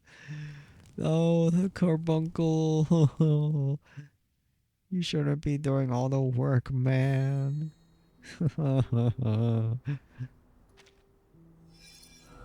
Okay, last stage. Dimming embers. That's so sad. That's so sad, man. Can't believe I'm caring for a carbuncle now. What the hell? We used to beat them up and now we're not gonna beat them up anymore. Shit. The uncrossable river, the impregnable thorns, the unyielding boulders. They come in waves. Nature stands bare before you with no one avoiding its existence. You must wade in and touch with your own hands. You retreat in fear, knowing its essence. Only when shattered does a stubborn rock know its toughness. Only when nearly extinguishable can a flame understand its brightness.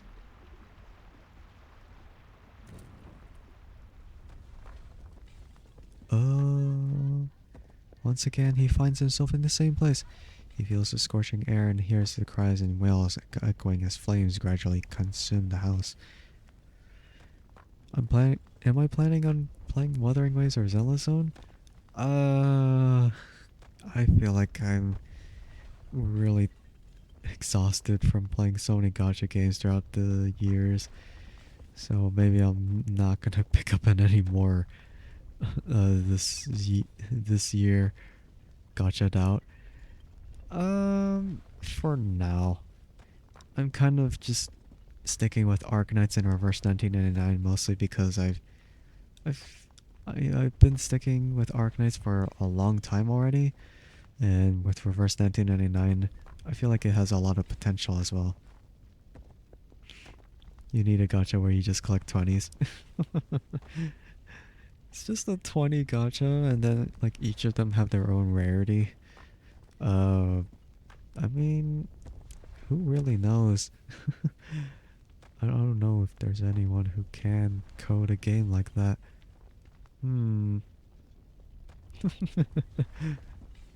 It's like who's gonna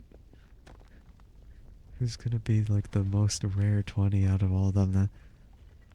We'll BRB real quick. Okay, Jeff. We'll see you shortly. I'll wait your return.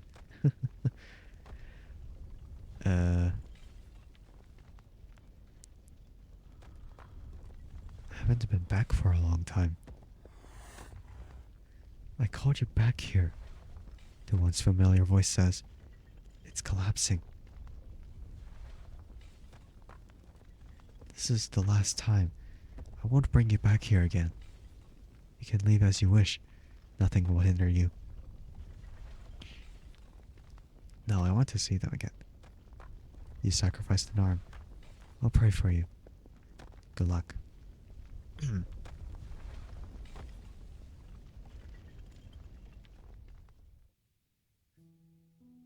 Here we go again.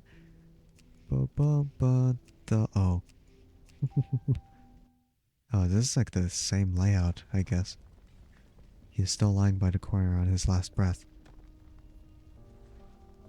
He steps into the hall, standing before him, his shadow enveloping him. The stubborn man shoulders the clan's burden, with no reprieve. Now his throat is unable to utter ringing rebukes. His calloused hands are no longer able to grip his son tightly. As Shemaine gazes upon his figure, it is a shadow of its former self. Father. He gently lowers himself, placing his palm over the weathered hand. I never succeeded in abandoning my guilt. He looks at the aged face, yet it feels more like he is talking to himself. Yet, I failed to replace it with regret. I'm sorry. To this day, my choice weighs on me. He looks up, gripping his hand. He doesn't try to pull him up. Rather, he just holds the old man tightly. I think I got the stubbornness from you, Father. That's not what the text said. Shemaine's father embraces him, pulling him over and ruffling his hair. He recalls such moments were commonplace before. The father leans on his shoulder, lips trembling. A heavy object is gently placed in his palm. This is your sister's. I understand. Finally wary yet reconciled, the old man lets go. Reconciled. Reconciled?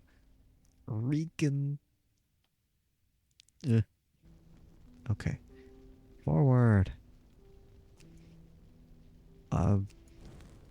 Oh shit.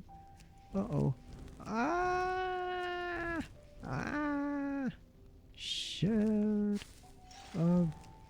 Stop. Stop. Oh shit. Oh shit. Oh shit. That is spreading real quick. Oh no. Like a candle swaying in the wind, she sits by the servant's corpse, serenely awaiting the flames. Mama.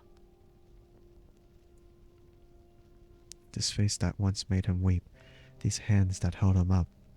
Now, they are just withered remains, her gaze dim, eyes empty.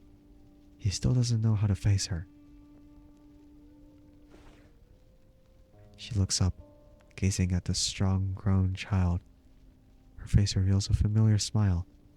He goes forth, embracing her body as frail as withered leaves. Who are they? If it was to past him, he would cling to this answer. You always protected me. That was the final barrier between her and her son. Knowing the truth would only bring unknown danger. Now he understands. You've grown taller, Pusha.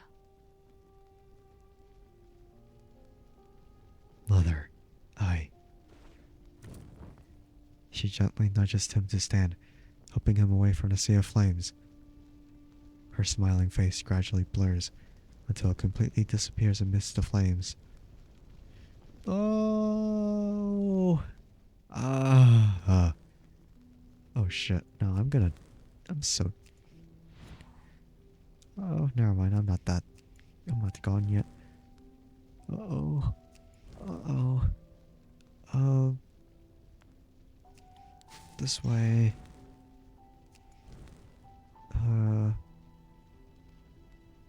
Oh, fuck.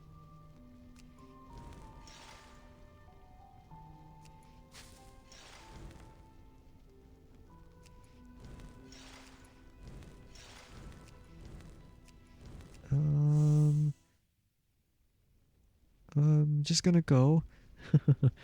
Like dusk in autumn, the sacred fig tree silently burns, the woman gazing at it under the tree for a long time. It brought you here too. She remains silent. He reaches out to the figure below, opening his palm, a moonstone ground smooth. Is this yours, sister? Kumar raises her eyebrows slightly. Where did you get this? I think you know. He said sorry. To me. He never says that. Kumar takes the rounded stone, gently tossing it into the air. She stands, holding the pebble for a bit. Turning, she wanders towards the flames. Where are you going? He told me to bring you back. But I think you should decide for yourself. She waves casually in a perfunctory gesture, or perhaps bidding farewell. But we know that she's not gone until the main story happens. You deserve your freedom, my sister. He murmurs to her as she departs. Uh-oh.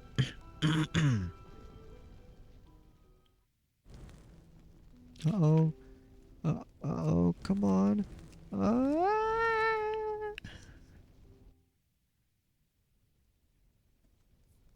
Going deeper into the sea of flames, the heat gradually dissipates. At the path's end, he sees a door enveloped in fire. This is the final stretch, Pusha. I'll bid you farewell too. Why? I have protected every Sharma, but you shall no longer be one of them. What does that mean? You'll understand. You'll eventually know this is not an ill thing. I'm very grateful for your choice back then. I didn't indeed take that arm. Now I must leave. Go on, child. Uh-oh. Shemaine looks around, but the elephant has vanished without trace. He holds his breath, turning the handle, light spilling through the crack.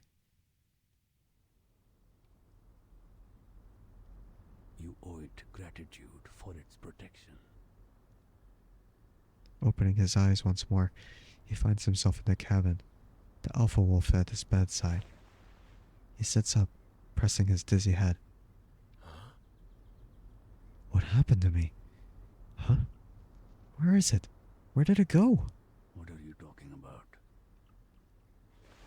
Shemaine scans the room, trying to find a tiny black figure, but without success. No, Carbuncle! That Carbuncle! It should have been with me. The wolf carried you back here, with everything on your person, but no Carbuncle, child.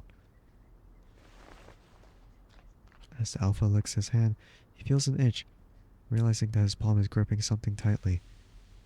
Opening his palm, he sees a tuft of fur. No. Okay, he inhales, taking a deep breath. It's not the same anymore. It's never gonna be the same. No. Fuck. Okay. The shaman rummages through his pocket and hands over an unopened letter. This was with you on the doorstep. He takes the unopened letter, the pattern on the sealed wax on one that emerged countless times in his dreams. Well, is this from Kumar? Frowning, the scene before him is bewildering. Inside the envelope, the letter is blank. What the fuck? Then how did Shemaine know where to go from there? It's from Warpunk? Oh, okay, so it had a location then. And then he just went. I guess he didn't know. Wow. Oh, the Carbuncle. Okay, that's all. Time to see if I get anything from this ball. I don't think so anyway. Let me see.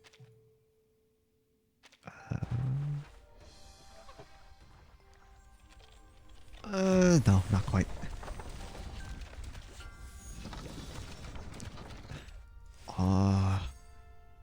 Not quite, but we'll see. The troopers are here. Just gonna have to see. Oh. Dearest Furton, I hope this letter finds you well. The time comes again when the horns of cornucopia sheep become shiny, and the nightmares roam the darkness with abandon, which of course means spring is coming. This befits the most proper of ladies. I'm most glad to send you my well wishes. Please receive this letter and find the gift I have prepared you. I am most certain it will bring you good fortune for the coming year. I don't know what that means, but thanks, Sotheby. I'm gonna have to spend my activity. I don't even know if this one uses activity. I don't think so. It has some stuff to do. Repair fingers, repair wrist. What about this? Oh, okay. Tap to rotate the tunnel pieces on the blueprint. Begin at the starting point and connect the number pieces. When the final piece is connected to the destination, the repair is complete. Okay, parts of the prosthetic arm are marked with serial numbers. They must be connected in a specific sequence in the circuitry to get the arm to work. I see. I see.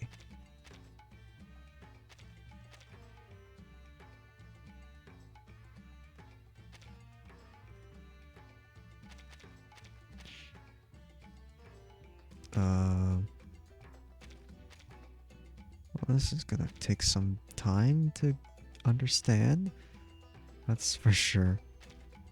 So maybe I could try. No, I have no clue.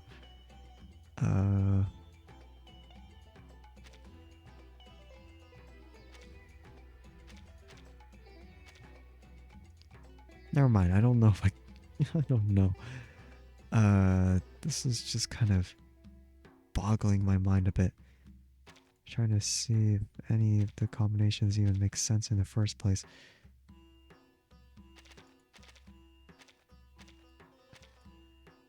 That one doesn't.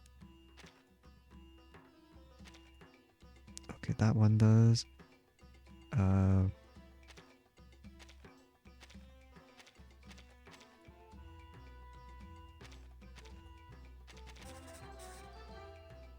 Oh, okay, not that bad. I was just kind of overthinking it.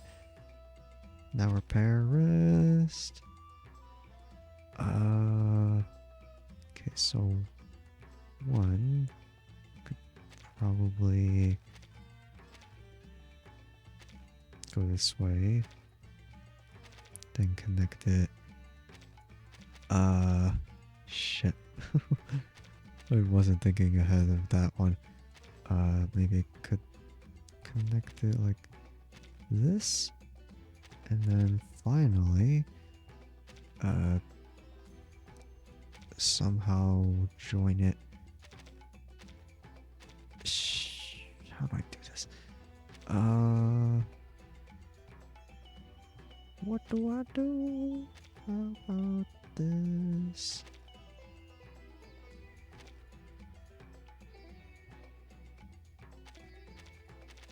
I have no.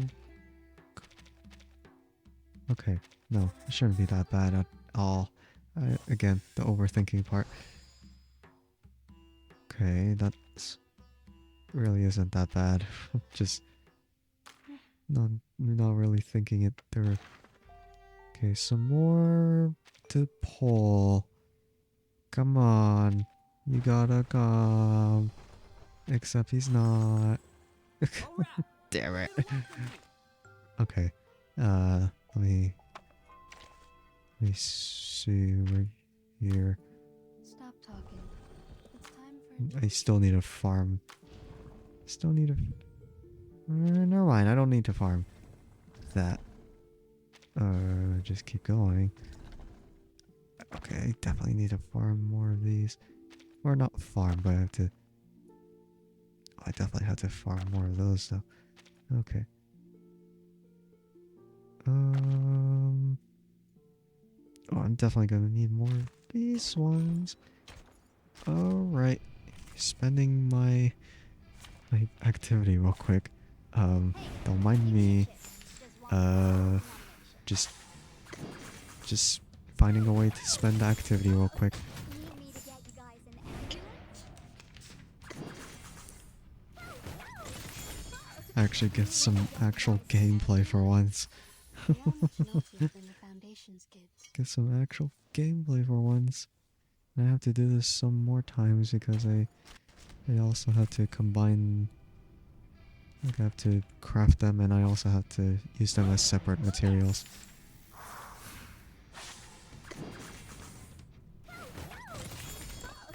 Need me to get you guys an ambulance? We're fine about that. Anyone recognize me? What about now? Okay, They are much naughtier than the Foundation's kids. just a little bit more. How does he do it like in one last time? Hello there. I've already farmed like the main shop of the event, so I don't need to do any more of that. So I'm just doing whatever stages I need to at the moment. For some They mats. are much naughtier than the Foundation's kids. Okay. And there you go. I should complete this. And that should get some of that. And I should get some of this as well. I highly doubt. Okay, no, it's barely enough for one more summon. No, I'm kidding, it's not. I'm still missing 20. Still missing 20 crystal drops. Well, shit. I guess I have to do limbo then later. I don't feel like doing it right now because it's really not that much to go with right now. I should have just done UTTU instead of the side story. But I was kind of curious about the side story, so never mind about that. Oh shit. I thought that things would get interesting. They kind of did get interesting, but not really. Whatever. I still have 5 more of these unilogs to claim. If I don't get Shemaine by then we're not going to be seeing him in this list. But if I do get him... Oh shit, wait. That reminds me.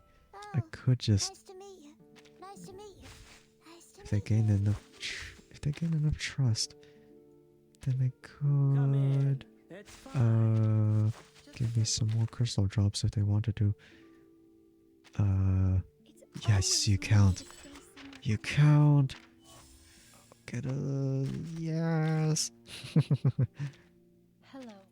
Welcome to the Tombstone Museum. Oh shit. I didn't mean to get that far out. Another I'm sorry. Charlie. I'm sorry.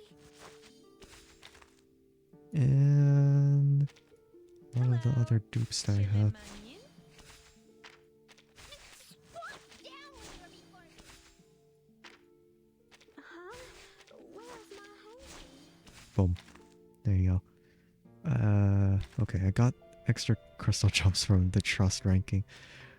Yes. One more. One more time. One... Oh, No, that's not it. Shit. Okay, I guess it really does have to wait until later then. Shit. Okay, wait. No, I don't even know how many pulls I did. I think I did 3 or 4. Did I? No clue.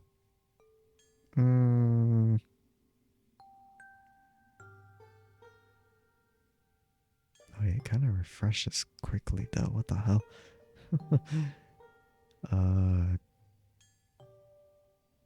I mean, I kind of think it was 4. So that maybe 9 more to go, and then I'll probably get him. Damn, I hate that bullshit. This, I really do have to save up after Shemaine's banner then. There's no way in hell I'm like gonna be able to get anyone else after this. I'm gonna have to save. I'm gonna have to like skip everything until 1.6 comes, because 1.6 is where it gets really hype. 1.6 is where it gets extremely hype. So yeah. Okay. I'm just gonna end the stream here. There's really not much else I would rather do. So I'm just gonna end the stream right here and now. I don't know if I'm gonna. I don't know what to stream later today or on Friday night.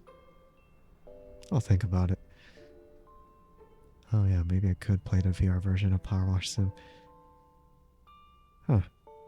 Maybe. But yeah, thank you for being here, Jeff. I appreciate it. And probably just gonna think about this and that later on. So yeah, I appreciate it. Always, of course. Okay. Trying to think about like the options I have for next stream. I'll think about it though. But yeah, for now, I am just gonna go. If I get Shemaine later, then I'll just post it on Twitter, I guess. Like, oh, I got Shemaine! Yay, I did it! I'm not doomed after all. Oh, great. But yeah, I'm not entirely sure about the outcome. I still have time. Wait, how many? Okay, I have so much time. Like 19 days, 21 hours, 6 minutes. That's a lot of time. So I feel like for sure I'll get him. So yeah, when I do get him, I'll post on Twitter. Not like it's that amazing at that point then, if I was guaranteed in the first place. But yeah, I'll be heading out now, and yeah, thank you to Jeff and Jay and Akio and Sunshine for stopping by to the stream. Have a good one. You too, Jeff. Have a good day as well. And thank you to the people watching the VOD. And I'll see everyone later. Alright, goodbye.